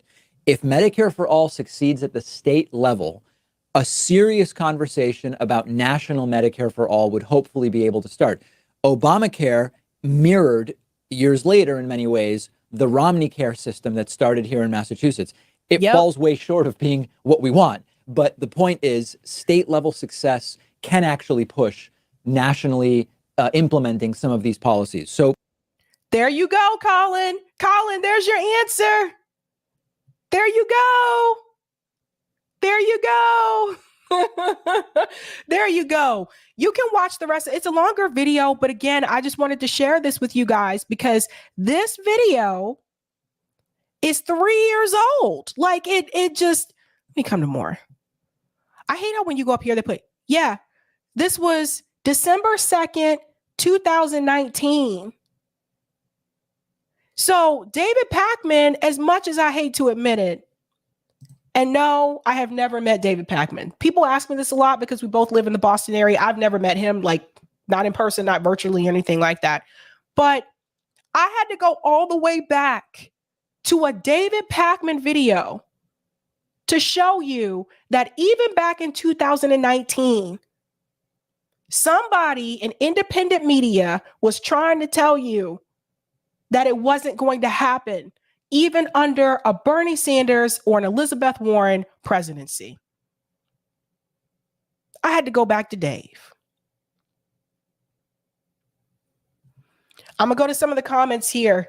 What do you guys think about that? What do you think about the statement that Bernie Sanders made in that interview? What does this tell you? Bernie Sanders said, you ain't going to get it. That came from his mouth. Killior Gorgie says, I believe Pakman was on Jimmy Dore years ago. I think so. I think he was. Thank you for the super chat, Cryosynth. Bernie is blaming Republicans again when he knows that Democrats who pledged will stab us all in the front and the back. Exactly. He left that out of the conversation, out of the interview. Hope you guys noticed that as well. Kilyuri Gorgi says, I believe, the Oracle, you can't get wins when you can't get candidates who will advocate for working class interests. Right? Right? Let's go on over to Rockfin and see what's popping over there. I want to bring up those comments as well. It's just, I don't know. Like, I cringed for a moment. I'm not even going to lie. I cringed a little bit. When I was listening to that video, I was like, no. I said, why did it have to be David Pakman? Of all the people, why? All right. Shout out to Roger Meadows. Thank you so much for the tip on Rockfin. Going to go ahead and pull this up here. Roger Meadows says, whoop. Nationalize, stationalize, and municipalize the 5 infrastructures: transportation, broadband, power, healthcare. Includes coverage, prescriptions, hospitals, nursing homes, clinics, dialysis centers, medical facilities, etc. National Infrastructure Bank, all free at point of service. No transportation tickets, easy passes, monthly passes, no internet and cell phone bills, all paid for with a network of public banks. Thank you so much for saying that. You just reminded me of something in reference to public banks. Tomorrow's Wednesday. Thursday, we are going to be meeting with Senator Eldridge here in Massachusetts to talk to him about his public bank bill. He's also the one that has that Medicare for All bill in Massachusetts. So a group of us will be meeting with him. If you want to join the meeting, now Betsy is the one who helped organize this. Betsy's in the chat. Please email Betsy at ma.ballot.initiatives@gmail.com. Again, that's ma.ballot.initiatives@gmail.com.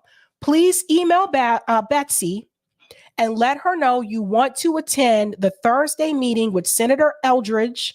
It is at 12 p.m. Eastern time. I will be there. It's a Zoom call. So I'll be there for that. And then Senator Eldridge is also going to be on this show, not this coming Sunday, because that's the rally, but the following Sunday, I think that's February 26th, he will be on the show to talk about both of those bills. Because again, the way that you get around some of these policies that you want to get passed is by having a public bank. North Dakota has been doing this for years. So if you're watching and you're from North Dakota, please hit me up via email. I would love to have you come on to talk about public bank in your state. So Betsy is doing the damn thing. I'll put that email address up again before we end the show. So for people who didn't get that. But we're going to move on to Richard Wolff. Thank you so much for the super chat. Yep, X. Hey, Sabby, did you see there was a dangerous chemical spill in Arizona now too? A truck turnover, first Ohio, South Carolina, Texas, and now this. What's going on with all these deadly chemical spills? What's going on is that they're not doing the maintenance checks the way they're supposed to and not doing inspections.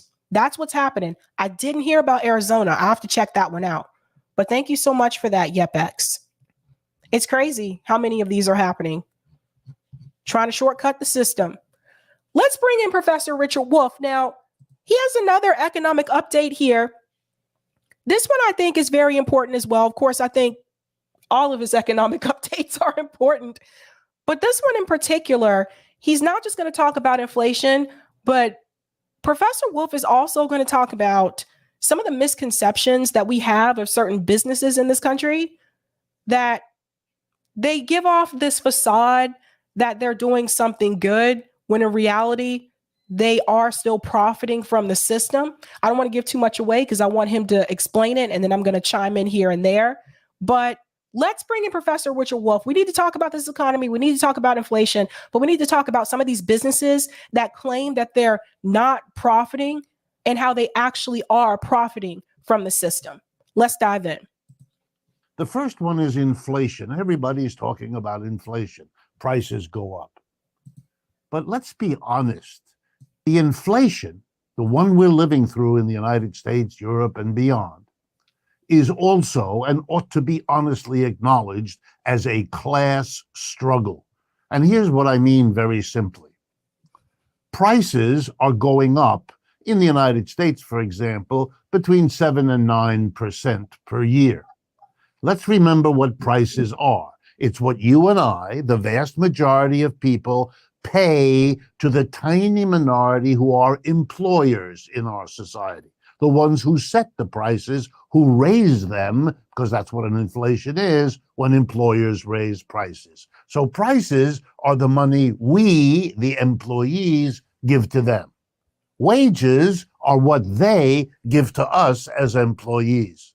Prices have been going up by 7 to 9%. Wages in this country have been going up roughly half of that. In other words, we're giving much more to our employers than they are giving to us. It's going up in both cases, but they're getting the lion's share. We are working longer hours and we're getting less pay. This is another part of the problem is like there are people working overtime, not being paid for overtime, that's BS, I think, by the way. I don't know who started this trend, but it needs to end. That is not cool. So you have that. So you have, especially with my generation, you have people working longer hours. Forget 40 hours a week. It's always funny to me. People say, oh, you work 40 hours a week. Most of us are working more than 40 hours a week, whether you have a professional job or not. So working 40 hours a week per se, or more than 40 hours a week, and the pay is not, it's not what it should be if you want to compare us to our parents' generation. When it comes to wages, the wages for us did not adjust according to inflation. So we're making less than what our parents were making at our age for that time, but we're working longer hours. So that's important to note. That's a shift of wealth from the employees, the vast majority, to the employers, the tiny minority. That ought to be understood when we talk about abstractions like inflation. Here's another one. Entities, businesses that call themselves non-profits or not-for-profit. Don't believe it. I'll give you an example in a minute. They are for profit. They always have been for profit, most of them. Here's what they really are. Tax exempt. Let me pause there for just a second and we'll get into the whole tax exempt spiel because I have experience with that as well. Nonprofits. I tried to warn people about this a while back. We've talked about this on RBN2, the difference between a nonprofit, a charity, and mutual aid. And we've even told you that charity is still not the way you should go because that's a top-down structure. It's not horizontal. Mutual aid is horizontal, right? So let me tell you these nonprofits, right? So back in the day, I interviewed for a nonprofit. I was really excited about it because I too believe that a nonprofit meant it was doing a good thing. I believe that it wasn't for profit since it's called a nonprofit, right? Guess what I found out? Especially here in Boston.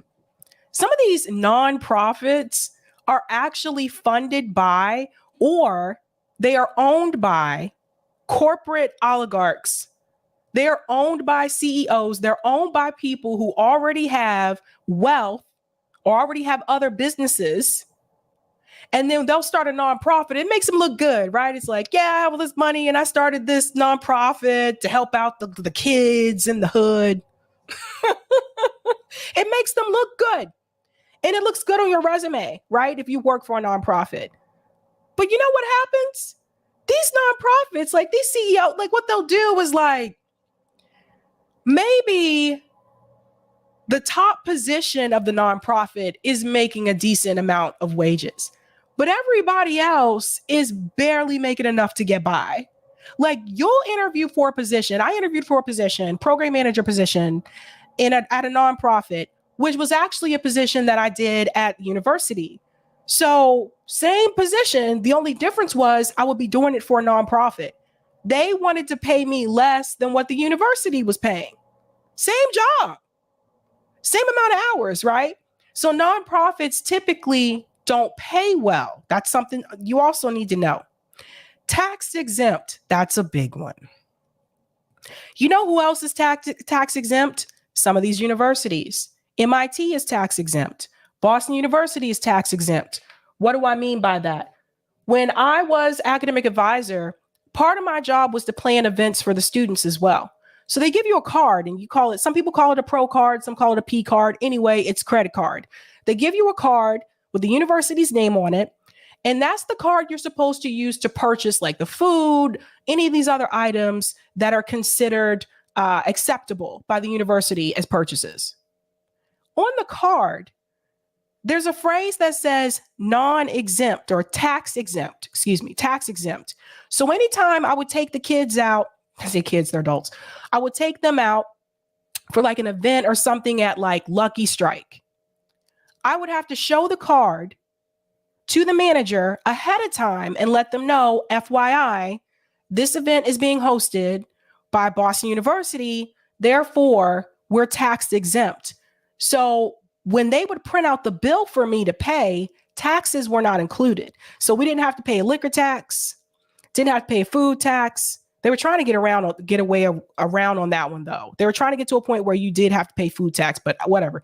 I never paid for it. Food tax, liquor tax, all that kind of stuff. So you can host like a big ass party, so to speak, and not pay any of the taxes.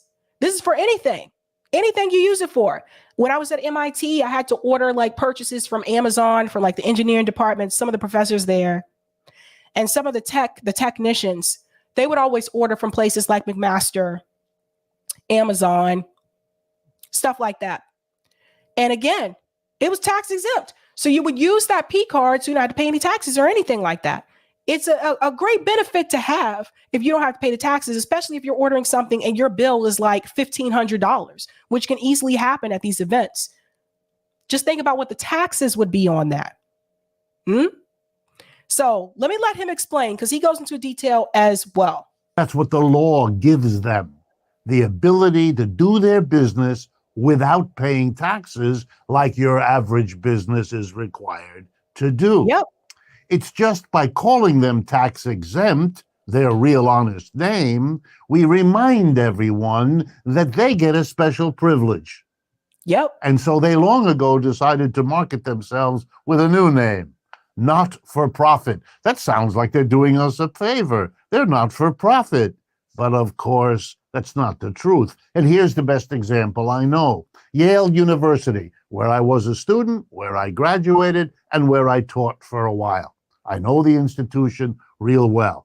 It is tax exempt. It doesn't pay tax to the federal government. It doesn't pay tax to the state of Connecticut. And it doesn't pay tax to the city of New Haven, Connecticut, where it is mostly located. It's tax exempt, but it calls itself nonprofit. I have looked at the statistics for Yale for many years. For the vast majority, almost every one of those years, they were profitable as a university. What do I mean? They earned more money than their costs. Revenues were larger than costs. The difference, they made a profit. But they took the profit and put it into their savings account, their endowment, it's called. And they call that a cost. And then they announce to the public, we're not for profit. Don't be fooled. Not for profit is usually profitable. And the irony, the profit they get is in large part due to the taxes they don't pay. That's very key. So remember that when you see, again, these organizations and these businesses that are nonprofit, just remember that. Remember what Richard Wolff just told you. Because they are definitely making a profit. That is for sure. Now let's use that kind of honesty and directness on bigger topics. One is the war. Let's not pretend we're not involved in an enormous war in Europe, in the Ukraine, as we all know. I want to remind you all of the economics of war because it applies to this one. We used to call wars like this wars of the great powers. World War I, World War II were clashes of great powers. This one is too, but we're not willing to call it that, like not for profit rather than tax exempt. But I want to talk about what war is economically. First, wars have to be paid for. The United States has given over $100 billion to the war in Ukraine on the side of the Ukrainians. Okay, let's be clear. Resources are used to produce guns and planes and uniforms and everything else being given to Ukraine. Those resources, human beings working, raw materials, machinery, transportation, could have been used for other purposes. The cost of the war is resources not used to produce all kinds of things here in the United States for the people of the United States. Workers doing work that could have benefited the United States. Other kinds of production are curtailed because we use the resources to produce for a war. Even if you believe, wrongly, but if you believe that unemployed resources and unemployed people were brought into production to produce for the war, that's just a reminder that those unemployed people and unemployed resources could have been used to do all kinds of other things to deal with the problems of the United States. That's right. Okay, next. Wars produce extraordinary profits for the defense industries, the war machinery in this country, the planes, the rockets, the missiles, the tanks, the whatever. Enormous profits are made. As energy prices have gone up, particularly in Europe, huge extra profits were earned by energy companies. The Europeans did something typical. They taxed those energy companies. They said, your profits are windfall profits. You're profiting off a war. That's kind of obscene. So we're going to tax you to help pay some of the costs to us of this war. The United States could have done that, but with the courageous leadership of Mr. Biden, it did nothing of the sort. Defense industries are doing well. Energy companies are doing well. Yeah, war is profitable for some, even if it's an immense cost for others. That's right. We're the ones that are not doing well.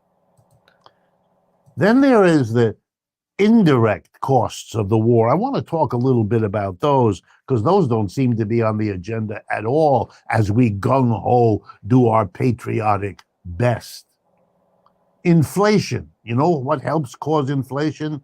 Big boosts in government spending.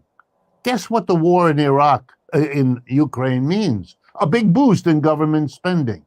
The spending on the war in Ukraine is inflationary. And if we had honest leaders, they'd talk about that because the inflation is something we say we're fighting. We're raising interest rates, which hurts large numbers of people in order to slow down the economy. But the same government that raises interest rates through the Fed is stimulating the very inflation they're supposed to be fighting by massive spending, over $100 billion on the war in Ukraine.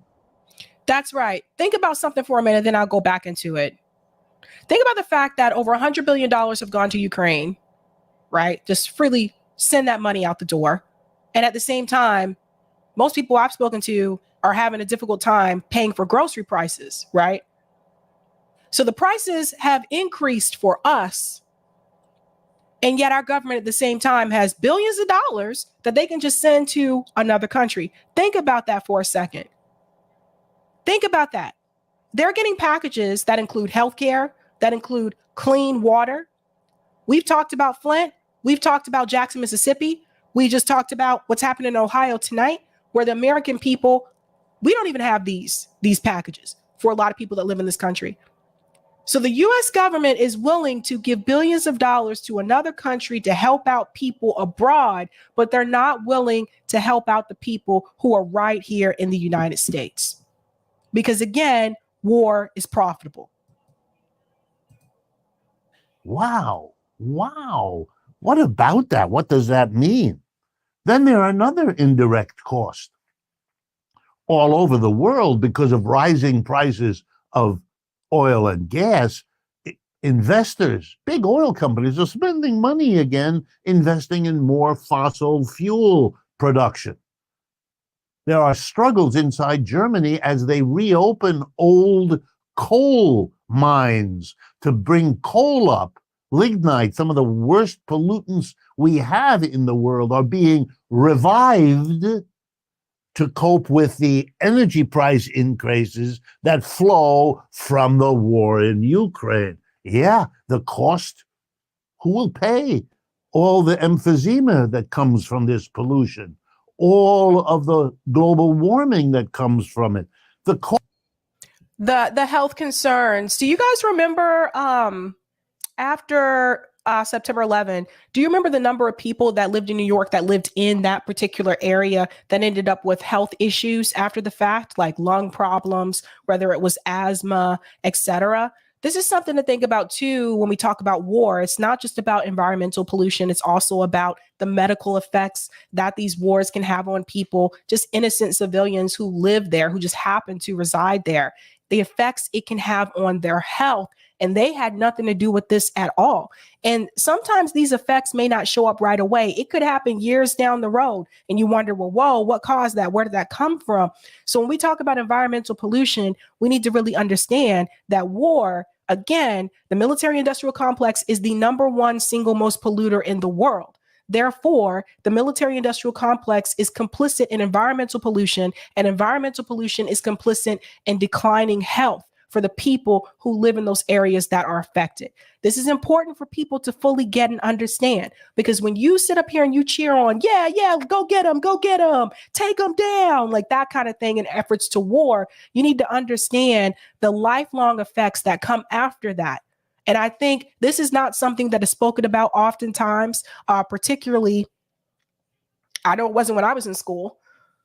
And we had Earth Day when I was in school. We celebrated Earth Day.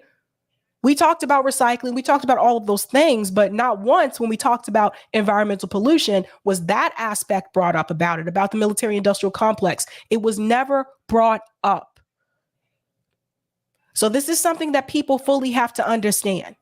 Costs of this war are staggering. Then there are millions of refugees in countries that are not involved in the war. They are going to be there in some cases for the rest of their lives. They're costing those societies enormous amounts of money. Other countries, fearful that the war might spread, are increasing their defense spending, which means resources in those countries get diverted from socially useful projects to preparing for war. The costs of this war are huge and enormous. Mm-hmm. And I want to drive home an implication of this for all of you. And it's very, very important. These kinds of expenditures far exceed, when you add them all up, the immediate costs of war. And I'm not talking, of course, of the horrible destruction of the people and the economy of Ukraine itself.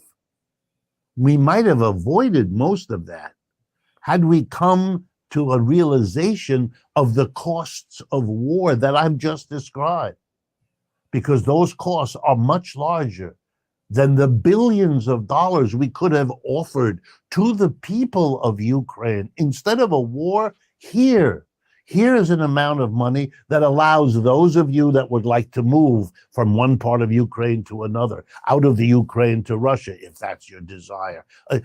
Well, they're gonna have to help us first, Professor Wolff. I'm sorry, like I get what you're saying, but we need to help the people here first. We could have rearranged things that would have advantaged millions of Ukrainians, besides not taking their lives and their economy from them, helping them. We would have saved a lot of money as well as lots of lives. We should have thought about that. When big powers clash, the destruction is enormous, like it was in World War I and like it was in World War II. We need to deal with these economic realities, and we haven't done so. And here's far from least, but a last cost of war. Wars drive home a relationship that we should never forget. It's what Dwight D. Eisenhower, President Eisenhower here, warned us of in this famous speech he gave when he finished his presidency. He warned us against the following.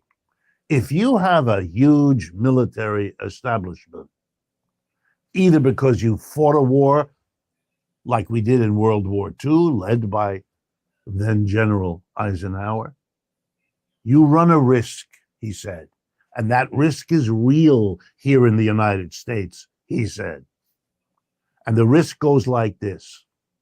Companies whose profit depends directly or indirectly on producing for war are going to give money to politicians who vote for expending money on those companies. They use their profits to put into office the politicians who could vote for the military expenditures that make them the profits. The profiteers fund the politicians, who fund the profits, who fund the politicians. Very cozy, leads to what Eisenhower called the military-industrial complex. It's alive and well and much bigger now than it was when President Eisenhower warned us about it. This should never have been allowed. And I'm going to go ahead and pause it there. I remember seeing that speech. I think we played this on RBN before, that speech by President Eisenhower, where he was trying to warn the American people not to get too deep into bed with the military-industrial complex. He saw what was coming. Yeah, imagine if we would have listened. Imagine if we would have listened. So if you want to watch the rest of that video, the name of the video is called Economic Update 2023 World Economic Trends. And that's on Democracy at Work. I do try to watch Democracy at Work at least once a week. That is one of the ones I have, like my go-tos that I do try to watch weekly, but that's one of the ones that I do watch. So definitely follow them.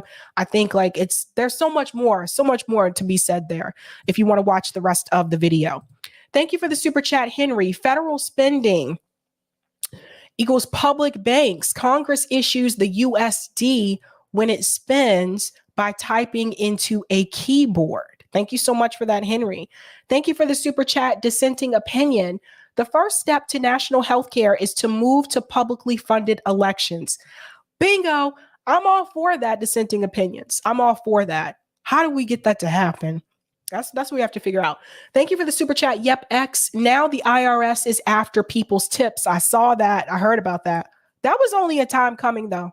That was coming. When I waited tables, I was like, they eventually going to come after the rest of this. Steven said, Donna Summers believes she got sick from living close to the towers.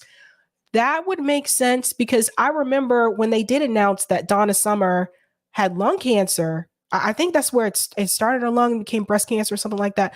I was like, that's interesting because Donna Summer didn't smoke.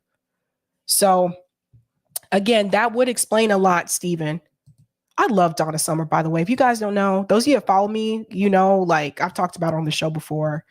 Donna Summer is like my jam. I honestly think like if we would have met back in the day, I think we would have been cool. You know what I mean? Everybody have that one person that's like, if you met them in real life, you think that you two would be cool. I think if I met Donna Summer in real life when she was still alive, I think we would have been cool. I really do, you know? Okay, let me go over and check Rockfin really quick, and then we're going to get to this story about Aramonte and Norm Finkelstein. And that's going to lead into the call-in segment because we got to talk about this. Is it true? Is the left canceling itself? And I think some of the things that Norm said, I know it's the second time I'm talking about Norm in the past couple of days. I think he's doing like a podcast tour, but there were some things that he said that I do agree with. And there were some things that he said where I was just like, I don't know about that, Norm, but we'll talk about both. So quick shout out to Roger Meadows. Thank you so much for the tips on Rockfin. Want to go ahead and share this here. Roger Meadows says, sorry, not buying it from him. Section 1881A of the Social Security Act made possible through ACA gives the president the authority to create pilot programs to declare healthcare emergencies where he can issue single payer through EO using those parameters just like they did for Libby. So no, he's wrong. Also, what Bernie is telling us is we have to pass it at home. One thing to remember, Roger, though, that video with David Pakman, that video was streamed in 2019. It was before the pandemic hit. So at that time, David Pakman wouldn't have known that because the pandemic didn't happen yet. And thanks for this tip as well. Sabrina, have you heard of the new ultra-conservative, ultra-corporate rag newsletter that Ralph Nader started? Okay, that part's the joke. Here's the real part. It's called Capitol Hill Citizen Democracy Dies in Broad Daylight. He takes no advertisers from corporate industry, or at least the big ones, MIC, Big Pharma, health insurance, the Wall Streeters, and fossil fuel companies. I haven't heard about that, but I'll check it out. And thank you for this tip as well, Roger. Yes, New Jersey former Governor Christy Todd Whitman had no experience in environmental issues when was governor, did a photo op patting down Black men who were pulled over on the New Jersey Turnpike. Bush Jr. put in charge of the EPA a month after September 11. She said the air is safe at ground zero. Now, I never believed that, but apparently some did, and they ended up getting sick and dying years later. Yes, they did. Yes, they did. That's unfortunate. Okie doke. Let's move on to this story here with Aaron Mate and Norm Finkelstein. So thank you to those of you who reached out to me after I covered the interview with Bree and Norm Finkelstein a couple of days ago. Some of you reached out to me and said that I needed to watch this one. So I did that. So here I am. Here I am. But there's three parts I want to talk about here. I'm going to start with the first part when he's talking about, I think this is the part about community. Oh, no, Paul. He's talking about identity politics first. So I want you guys to understand that, Norm Finkelstein, he wrote a new book called About the Left Canceling Itself. So the name of this video is called Norm Finkelstein on How the Left Cancels Itself. And we're going to talk about that tonight on Call-In. And I want you to think about that and think about some of the things that you may have seen happen, let's say within the past year or two, and if you think that that's true. But he's going to start off here talking about identity politics and where he feels that went wrong on the left. And I'll chime in here and in between. However, there was a problem here. And here's where I became quite irritated and I should say motivated to write the book. It became very clear that in the moment of truth, if we might use that expression, which was the Bernie Sanders campaign, the identity politics was being instrumentalized, weaponized in order to stop the Bernie campaign. So we had those who claimed that the Bernie campaign was all about white men. And they said it was all about Bernie bros. So the women chimed in, best known being Gloria Steinem, who tried to discredit the Bernie campaign by saying, oh yeah, it's true, some women go along also, but they just go to the rallies to meet guys. Which, by the way, was so off the mark. It was not only deeply condescending and disgusting, but it was also so off the mark. I was very active in the Bernie campaign, and I went on the buses out of town to campaign outside the state. I just want to chime in here for a second and add to this as well. It was interesting how mainstream media tried to pretend like Bernie Sanders didn't have any women or any Black people that were part of his campaign and that all of his supporters were just white men. That was really interesting because how could you ignore the fact that his press secretary was a Black woman? They would talk about this as if Bree wasn't even there. It was just really weird to me. And people bought it. People bought into it, which is the sad part, right?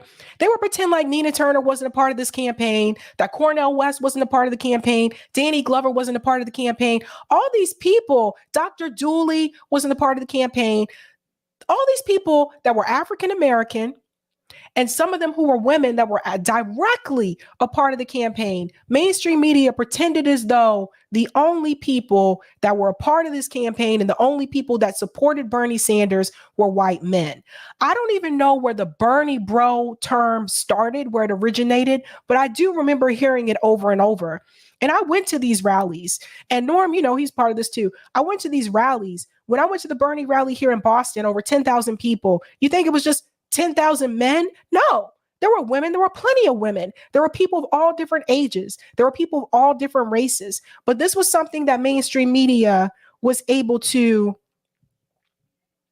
when it came to Oddpaul with this particular issue, mainstream media was able to use it to their advantage, to the point that people didn't even check to see for themselves if it were true. It was ridiculous to me. I have to say, I was deeply struck, deeply moved, deeply touched by the seriousness of these young people.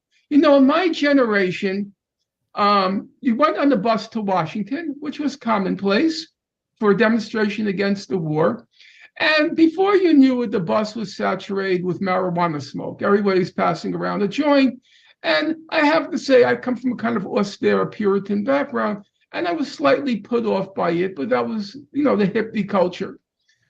When you went on the buses, the men, the women, young women, you know, your age and younger, and the Bernie campaign, they were so serious, so focused, so not lightheaded. But along comes Gloria Steinem. It's just about meeting boys. Then along comes Ta-Nehisi Coates.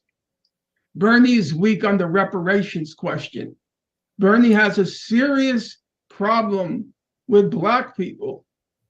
And Kimberly Crenshaw, she comes along and she says, well, the real action is happening in corporate America, not with those, now I'm paraphrasing, not with those old Jewish schmucks like Bernie Sanders. This is where I have to chime in here for a second. When I interviewed Cornel West, I did ask Cornel West about the reparations issue with Bernie Sanders. And even Cornel West said to me that Bernie Sanders did not agree on that issue. I played an interview for you on this show with Bernie Sanders saying at that time he did not agree with reparations for African Americans. Now, it's one thing for Bernie to not agree with that and just to not agree with reparations in general. But the problem came in when we were able to point back to legislation and we were able to point back to talking points from Bernie Sanders where he was totally in agreement with reparations for his people. He just wasn't in agreement for reparations for African Americans. That was the problem that people had with Bernie Sanders. And I want to point this out. Let's use Joe Biden as an example. Did you hear Black voters saying, I'm not going to vote for Joe Biden. He don't agree with reparations? Nope. Did you hear people saying, I sure as hell am not thinking about voting for Pete Buttigieg because he don't agree on reparations? No. There was one candidate that they said that about, and that was Bernie Sanders. And it was because he agreed with it for one group, but not for the other. That's why they were able to hit him with that one. And I knew it. I said back then, I was like, Bernie, that was not a good answer because they're going to call you hypocrite and say that you were okay with it for your people, but you weren't okay with it for Black people. You see, the problem with the other people on the stage, with the exception of Marianne Williamson, who did support reparations for African-American descendants of slavery, with the exception of her, the other candidates on the stage, what did they say? The best Kamala Harris said was, oh, well, we need to look at it and research it. Even Kamala knew not to go with a yes or no. You see what I mean? She knew if she went with a yes or no, then they're really going to typecast you. You're going to be pigeonholed. That's why a lot of them didn't even comment on it. Pete didn't comment on it. Joe Biden didn't comment on it. All those other 20, it was like 20-something people running, didn't comment on it. But Bernie Sanders to publicly say in interviews that he didn't agree with it, but there was records showing that you agreed with it for your people. That was a key point for them to come and attack. That's why they came after Bernie Sanders in reference to that. I would really love to have this conversation with Norm. Maybe I'll look and see if I can find contact information for him, because that piece is very crucial. Let's go on. The real action is Amazon is acknowledging identity politics. And so there was this confluence of identity politics spokespersons doing everything in their power, including, I have to say, and I say it with regret, including Angela Davis, who was using her platform to attack Bernie on the race issue. Angela Davis is a liberal now. She's not. Look, I looked this up myself. The Angela Davis that we read about and we watched documentaries about, Angela Davis is not that Angela anymore. Some of the radical, like revolutionaries that we read about from the 60s, 50s, 70s aren't so radical or revolutionary anymore. Hit that like button, guys. And so I quote in the book a passage from Leon Trotsky where he says, you have all these types who pretend to be super radical, but then he says, at the moment of truth, they reveal their true colors. And that's exactly what happened. The Bernie campaign was the moment of truth. Where do you stand? And Norman, it's the moment of truth. It's the moment of truth because that's the moment where Bernie's candidacy is the best hope for material gains for all of these marginalized people that these pundits claim to speak for. Exactly. This was a genuinely radical movement, the most radical movement, certainly in the United States, in half a century or more than half a century, close to a century since the 1930s. And they were doing everything in their power to sabotage it. And it was at that point that I started to think hard and fast, what's going on here? And I did something which is my, so to speak, my métier. I'm known, I have a reputation, I think deserved, of being a forensic scholar. Namely, I go through documents, I look for logic, I look for reasoning, I check the footnotes, and I'll tell you the truth. I went into this project pretty much tabula rasa. I hadn't studied it closely. I knew a tidbit of African-American history, but the field has expanded exponentially since I studied it as a young man. It's a very serious discipline right now. I don't really know the literature, and I'm frank about that. I've written mostly on, as you say, the Israel-Palestine conflict. I wrote a couple of books on the Nazi Holocaust. I wrote a book on Gandhi. But this was terra incognita for me. It was something new. So I just sat down and I said, you know what? I'm not going to read the secondary literature. I'm not going to read background. I'm just going to sit down, open these books, and apply a simple test. Does this make any sense? Is there any? No, these books are, for example, White Fragility by Robin DiAngelo. Kennedy's Stamped from the Beginning and How to Be an Anti-Racist. Ta-Nehisi Coates' article on reparations, Kimberly Crenshaw's article on intersectionality. And I just sat down and I asked the question, does this make any sense? Does it make sense to who? See, this is why I know some of the people he's talking about. Robin DiAngelo, she came to speak at BU. I saw her there talking about that book. Here's what I would say to you guys. I recommend you read these books for yourself before you criticize them. Read these books for yourself. Because there are some things that are mentioned in these books. I don't agree with everything that's in the books, but there are some things that are mentioned in these books that really do speak truth to power. It may be uncomfortable truths. It may be some things that you are not going to be comfortable hearing. I'm just going to go ahead and tell you that right now. Kimberly Crenshaw has talked a lot about intersectionality. I've talked about her before on this show. We did a whole panel about that over at RBN. And then Dr. Kendi, also, again, another person who he teaches at BU. He is the one responsible for the Anti-Racist Center, Research Center at BU, which is new. So they started that when I was still working there. And again, I don't agree with everything that these scholars have to say. in their books, but there are some things in their books that are uncomfortable truths. And if it makes you uncomfortable to hear it, maybe you should ask why. But again, it's like, Norm is asking like, well, does it make sense? But make sense to who? Because just because it doesn't make sense to Norm doesn't mean it doesn't make sense to me. You know what I'm saying? Like, it's things like that. It's things like that. Let's go on. And I have to say, I went through it methodically. Some people felt in excess of methodically. The chapter on Ibram X. Kendi is over 100 pages.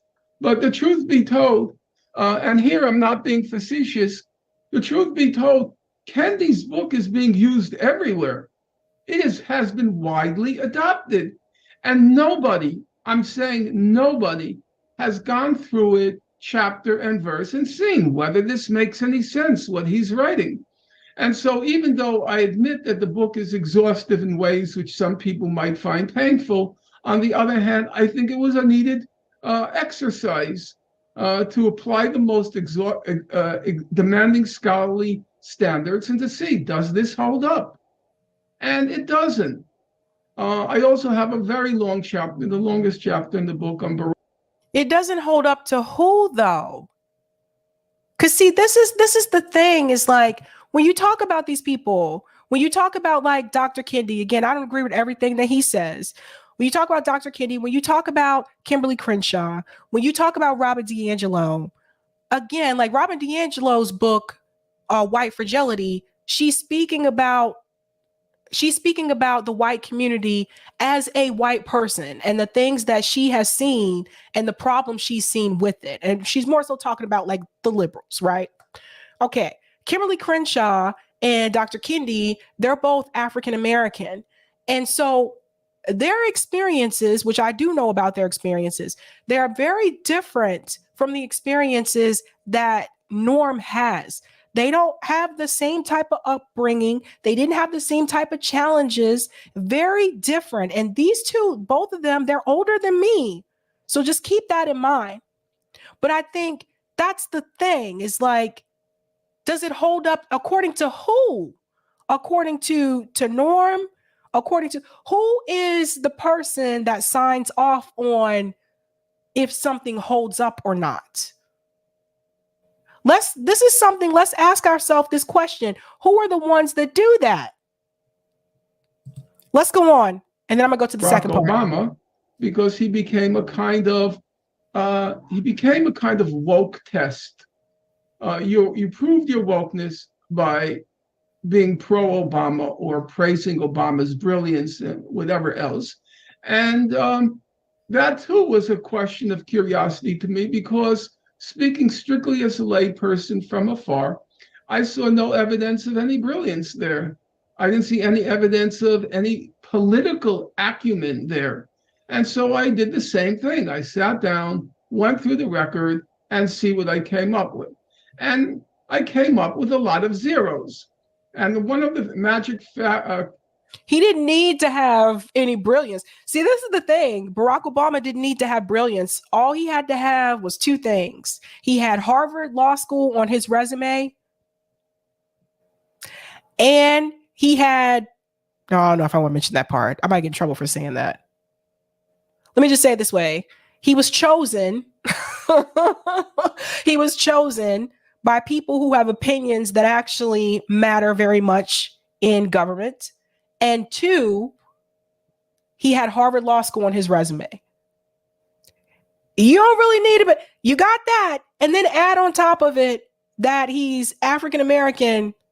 That's all you kind of need. It's just, that's how it works. That's how it works. So I don't know. Again, this is funny. Qualities of a zero is you could take 4 zeros and add them up, and guess what? You still get 0.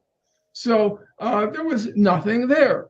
And then the question then became, if there's nothing there, then why has it gotten so much traction? Why? Because he was chosen. Because he was chosen. And then also, as Steven said it, he had Oprah. No, it's true. He had Oprah in his corner. You got to understand, people are like, this could be the first Black president. So that was very significant at that time. And yes, some people only focused on that and only voted for him because of that reason. So you had someone who was running for president. They were African American. They went to Harvard Law School. And on top of that, there were people that actually in government that actually wanted him there. And the media, mainstream media, loved Barack Obama.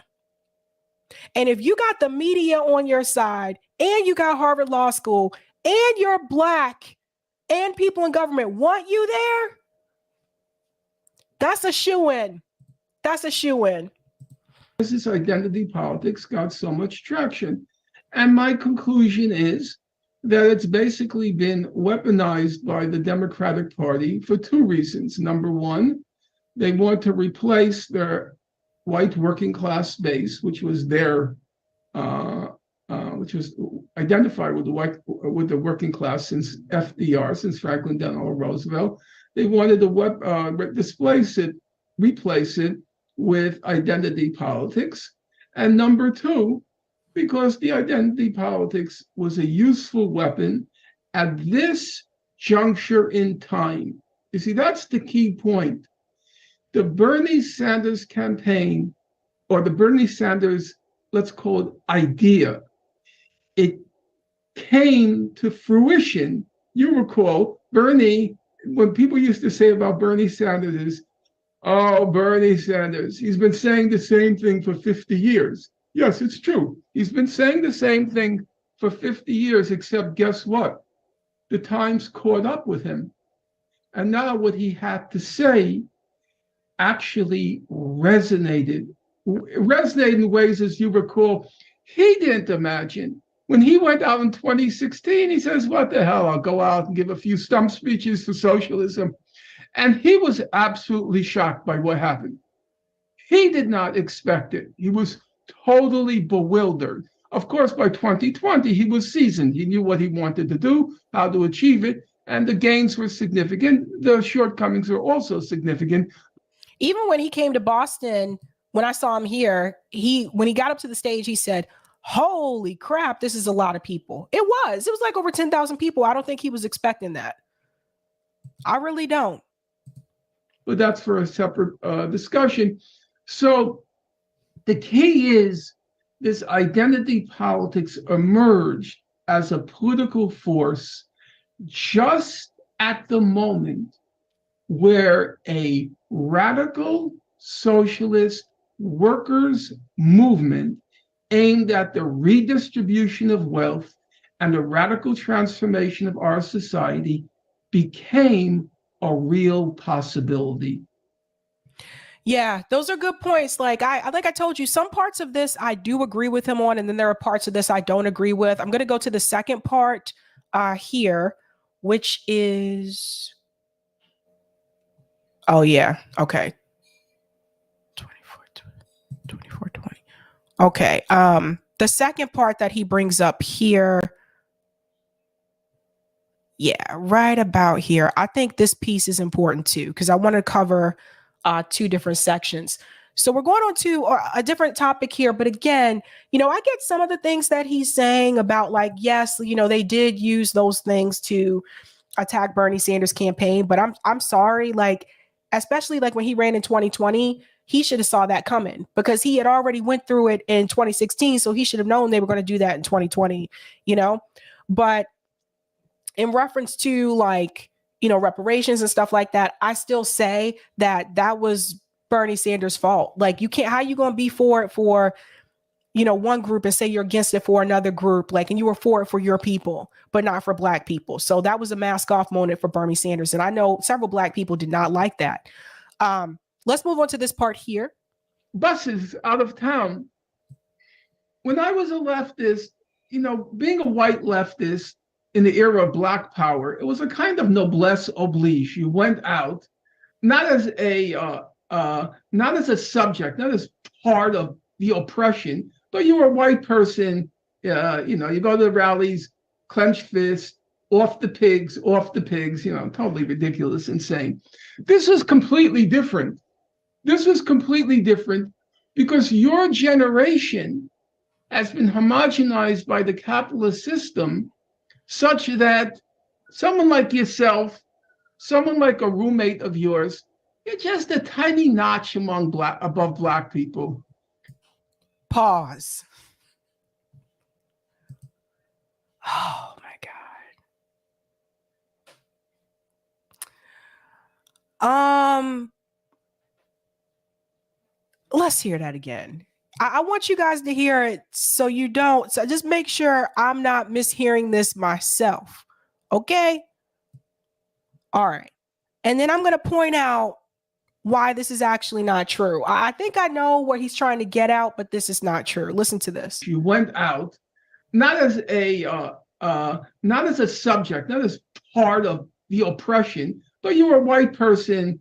You go to the rallies, clenched fist, off the pigs, totally ridiculous, insane. This is completely different. This was completely different because your generation has been homogenized by the capitalist system such that someone like yourself, someone like a roommate of yours, you're just a tiny notch above Black people. I have to disagree with that. Oh God, where do I begin? Let me explain why that's incorrect. On this show, I've talked about net worth multiple times. And again, I wouldn't expect, it seems like when he does interviews, because I've seen him do this interview with Yvonne J, he talks for a long time, like when he's answering a question. What I'm about to say right now, I wouldn't have expected Aaron to chime in and say this. This is based on my personal experience and based on data that I've seen as a Black person. Okay. Number one, we've talked about net worth on this show multiple times. I have told you and explained to you how net worth is more important than income. Your net worth is what you own minus what you owe. So even if you have an income that's $100,000 a year, if you don't own anything and you owe over $200,000 in student loan debt, your net worth is in the negative. Okay, let's start with this piece. Let's start with net worth. I explained to you that there was a study done by the Boston Globe where they were doing a racism study in Boston. During that study, they found that when you look at the net worth of Black people and white people in Boston, that white people have a net worth of $250,000, $250,000. Black people have a net worth of $8. And it's not just Boston. You can look up this data for your own city. Look up the data for San Francisco. Look up the data from Los Angeles. Look it up for Dallas, Texas. Look it up for New York City. And you'll find similar results where when you look at the net worth between white people and Black people, there is a significant gap. There's a big difference between $250,000 and $8. Big difference. So when Norm says, he's explaining that white people are just a smidge above Black people, economically, that's not true. And that's been proven false multiple times in this country. And I can tell you from my own experience. I went to undergrad, I went to grad school. Yes, I took out student loans. Yes, most of my friends had student loans. But you know what I noticed? I noticed when I was in undergrad that most of my white classmates, they came from wealth. That doesn't necessarily mean that their family were rich, but what it does mean is that they sure as hell didn't have to take out as much in student loans as I did. The Black college students had more debt because we were less likely to come from wealth. We had no generational wealth. You see, this is the difference. So even when it got to the point where economically in this country, we were struggling, even right now with inflation, my white peers are still doing better than I am economically because they have less debt and they have a higher net worth. They are coming from families of wealth. So for him to say they're just a smidge above Black people, that's not true. That is not true. My white comrades don't have to get worried about being pulled over by the police just because they're driving while white. They don't have to deal with that. They don't have to deal with the police brutality. They don't have to deal with, well, they're not in poor areas as well. They don't have to deal with that. They don't have to deal with the job racial discrimination where they're not chosen for positions because they already have a black person in the office. They ain't got to deal with that. They ain't got to worry about which neighborhood they can buy a house in. They don't have to deal with redlining. They don't have to deal with being dismissed by realtors because of the color of their skin, where you can send in a white friend to that same realtor who told the black friend that there was nothing left on the market, and you send in a white friend and they'll tell them, oh yes, let me show you what we have. These kind of studies are still being done today.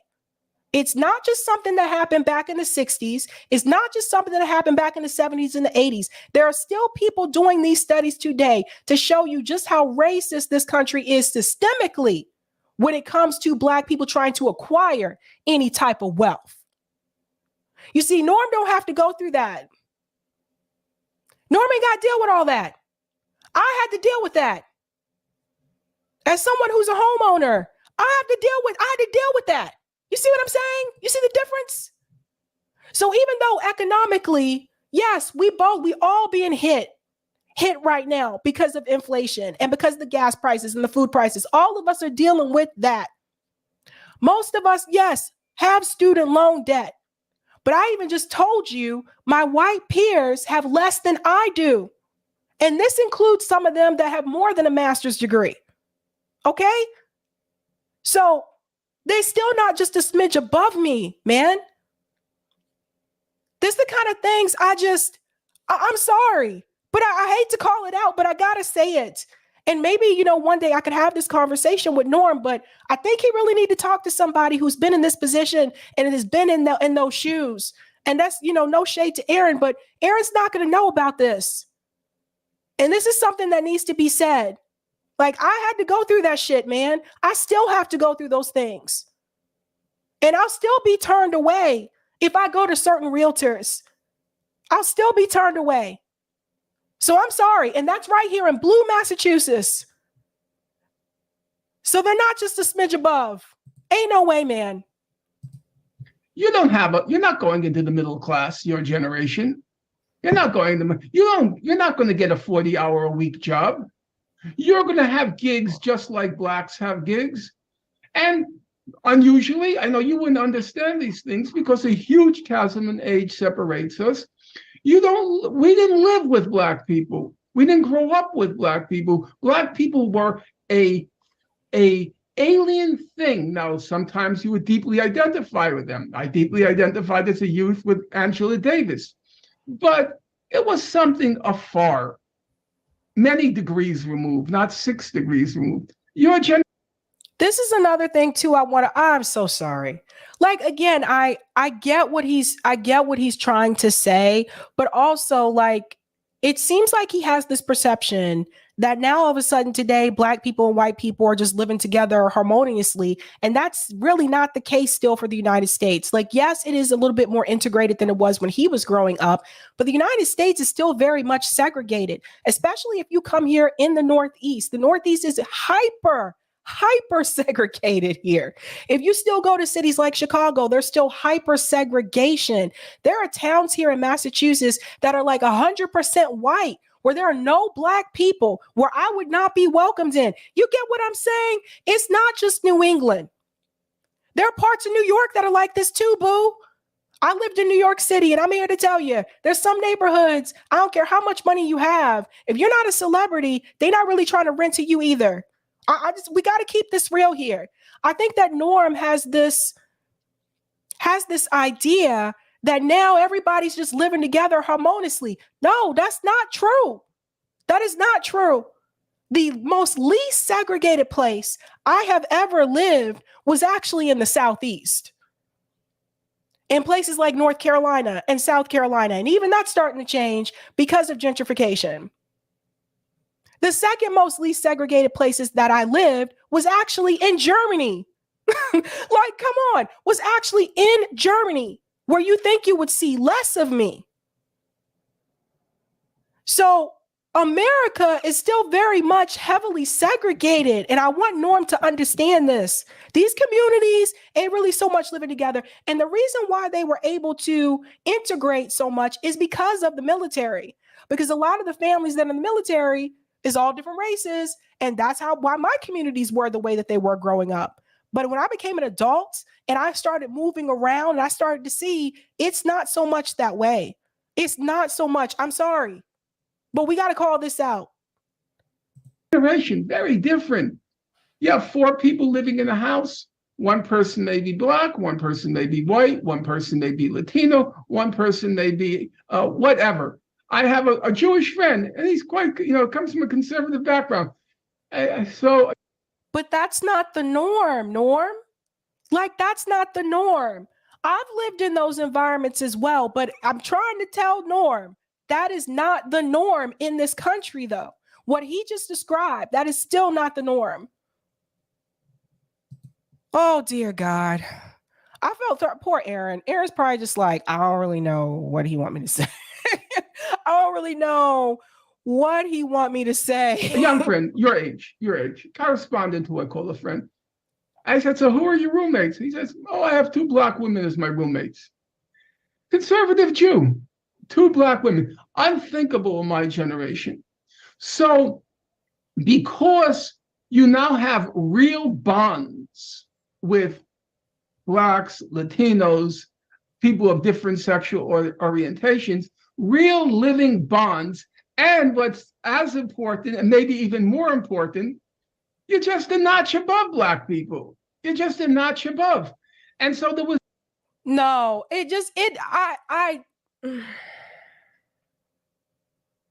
like, I get what he's saying about the class issue. I get what he's saying. But I really think that this place is not in harmony.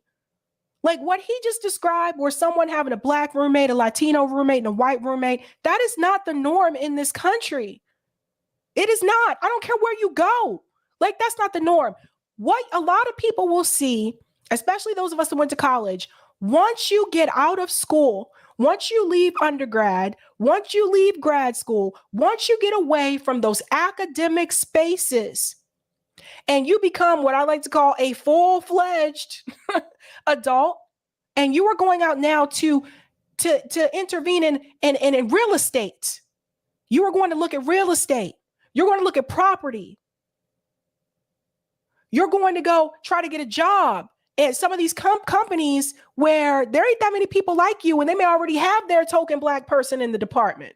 Okay? These kind of things.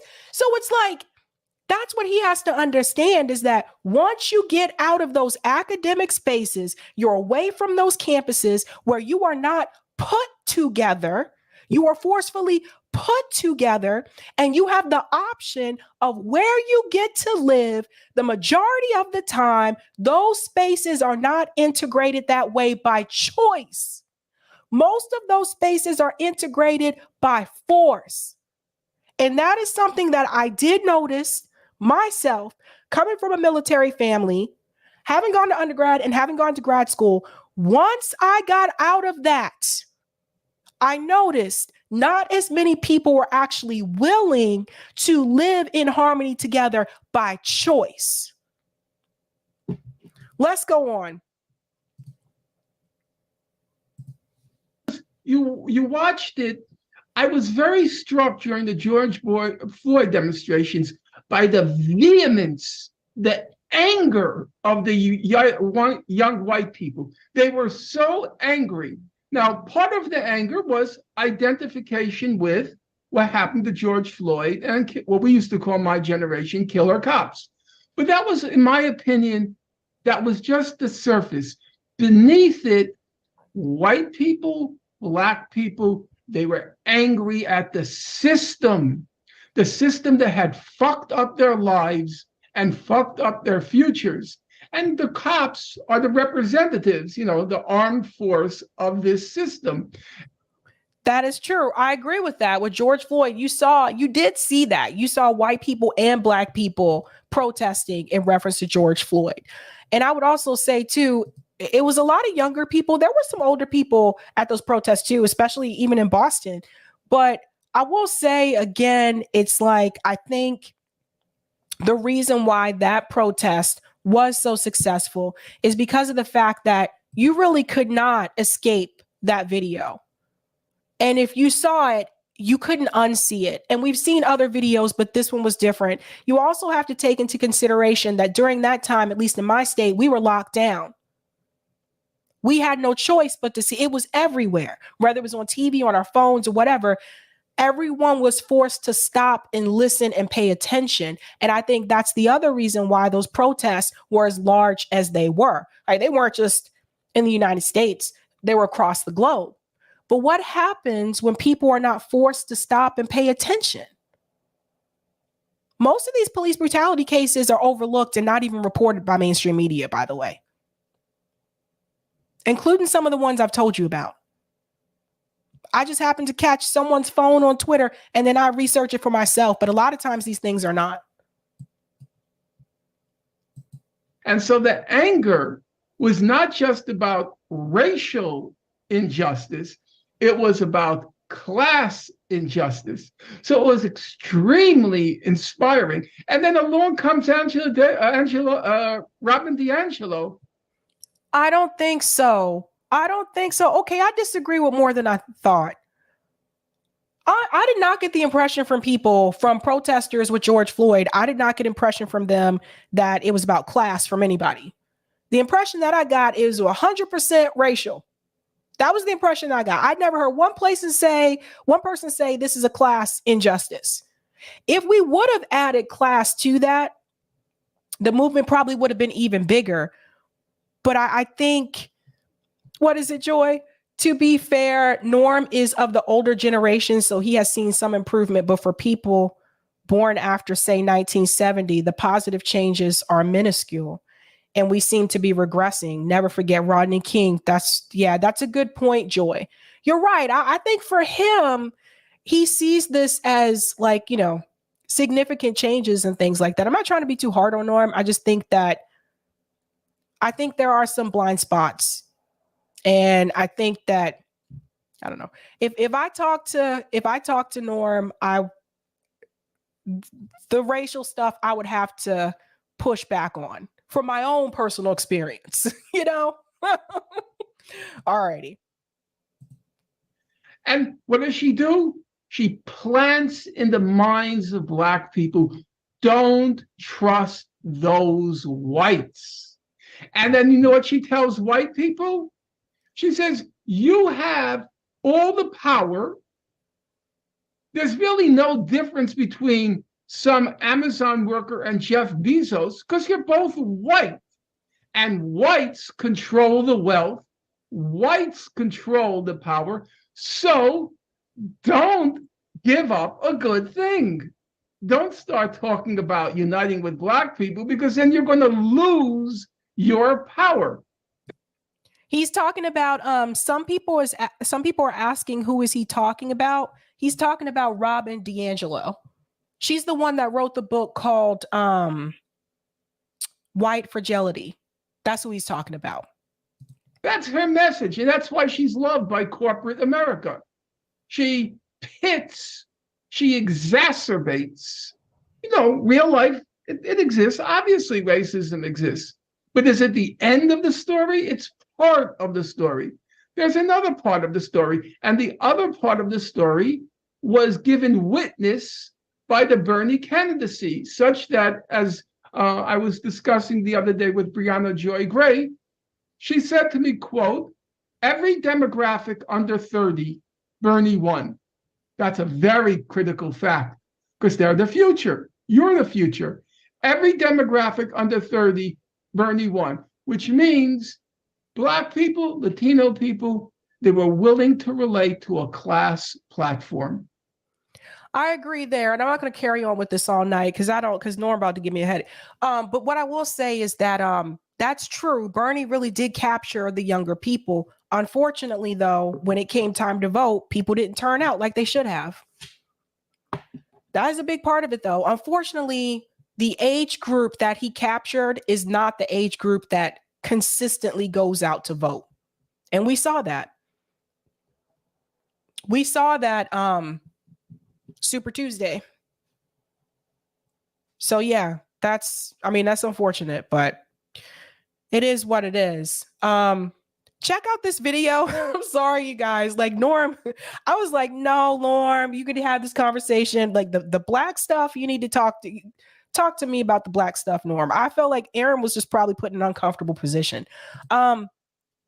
It says Norman Finkelstein on how the left cancels itself. So that's on Gray Zone. It's a long conversation. So definitely check that out so you can see the rest of that interview. And that's actually what we're going to focus on for call-in. Like some of the things, the issues that he spoke about is the left canceling itself. When you look at this rally that's coming up this weekend in DC, the Rage Against the War Machine rally, which by now I think there's a lot of speakers. I just know they just keep adding speakers, but there's a lot of speakers. And I think Roger Meadows. Roger Waters has now been announced as a speaker. But what I was going to say is that when you look at these things, like the events that we do, these rallies, like the protest, when you look at a campaign like Bernie, which we can't go back and change that, right? That already happened. But when we look at the present and we look at the future, what are the issues that we are supposed to align on, and what are the issues we're not supposed to align on? Because I think this is where part of the split has become, right? For me, I think you guys know like where I stand. Like when it comes to the war stuff, I'm like, look, we gotta do something about the war. And you're not gonna agree with everyone on everything. And Norm is correct about that. I just had to correct him on some of the issues that he said about black people and white people. I'm like, nah, Norm, that's not how it is. But what are the issues that you refuse to unite with someone on? And is there a line that you personally draw when it comes to organizing with people and when it comes to doing rallies with people? Is there a line that you will not cross? Let's talk about that tonight on Call-In. And then also this point as well. Do you think that having certain people present is crossing the line for you as well? That you won't get involved if there are people present that have views that you don't agree on. Now, I can disagree with Norm about the issues, the thing he said about black people and all that kind of stuff. I can disagree with him on that. And I believe he considers himself to be part of the left. But at what point do we go from disagreement to canceling? And that's what we're going to talk about tonight. So he wrote that book. Episode 81, The Left Cancels Itself. Is it true? Balls, I have a typo. Oh, I don't like having typos. Is it true? Is Norm Finkelstein correct about the left? Does the left cancel itself? So that's what we're going to talk about tonight. And I want to hear from all you guys. I'm pretty sure we may agree on some things. We're going to disagree on others. Like I said, for some people have hard lines that they will not cross regardless. And that's their thing. So I don't want to tell you how I feel. I want to hear from you first, because I don't want you to feel like you have to agree with me, right? But I want to hear from you first. So call in. The link is pinned to the top of the chat. And again, just a reminder, if you want to participate in that call with Senator Eldridge about public bank and Medicare for all, please email Betsy at ma.ballot.initiatives@gmail.com. Email that and RSVP. That'll be Thursday at 12 p.m. ET. I will be there. It's a Zoom. Did I get all the soups? I did not.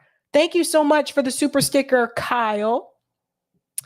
Delthea says, Sabby has a point. The Dems don't do original thought. If they make a play once, they'll make it again, even if it doesn't work. They really do repeat the same stuff. They really do. Monty says, great, get ready, Sabs. Folks are leaving MSM and need a place to land that isn't insane. Thank you for the super chat, Roger. I think you missed my first Rockfin regarding Ohio issue. Okay, I'll go to that. And thank you for the super chat, YepX. Norm, where everybody knows your name. Somebody watches Cheers around here. Sometimes you want to go where everybody knows your name. Boom, boom, boom, boom. And they're always glad you came. You want to be where people see troubles are all the same. You want to go where everybody knows your name. All right, let me pull up the comments from Roger. Sorry for saying to you guys. I told you guys I have a cold, but it's getting better. And I don't have my best singing voice right now. But I tried. Everybody knows your name. All right, thank you for the tip on Rockfin, Roger Meadows. Oh, this part. Yes, New Jersey former Governor Christy Todd Whitman, who had no experience in environmental issues. I thought I said this already. Yeah, I did say this. I don't see another. Sabrina, have you heard about the new? Yep. Social Security Act. EO. I said that one. Nationalize, stationalize. Yeah, I read that one already. Those are the only ones that I see, Roger. All right, I'm going to head on over to call in, you guys, because I'm not trying to be up super late tonight. I know we do some long call-ins sometimes, but I'm trying to not be up too late. I do have an appointment in the morning. So let's skadoodle on over there. Skadoodle, skadoodle. All right, the link is pinned to the top of the chat. Let's head on over to call-in. You can access it from your computer or your laptop if you want to. You don't have to have the app, but let's head on over there. You know how we do this. Have a good night. Keep up the fight.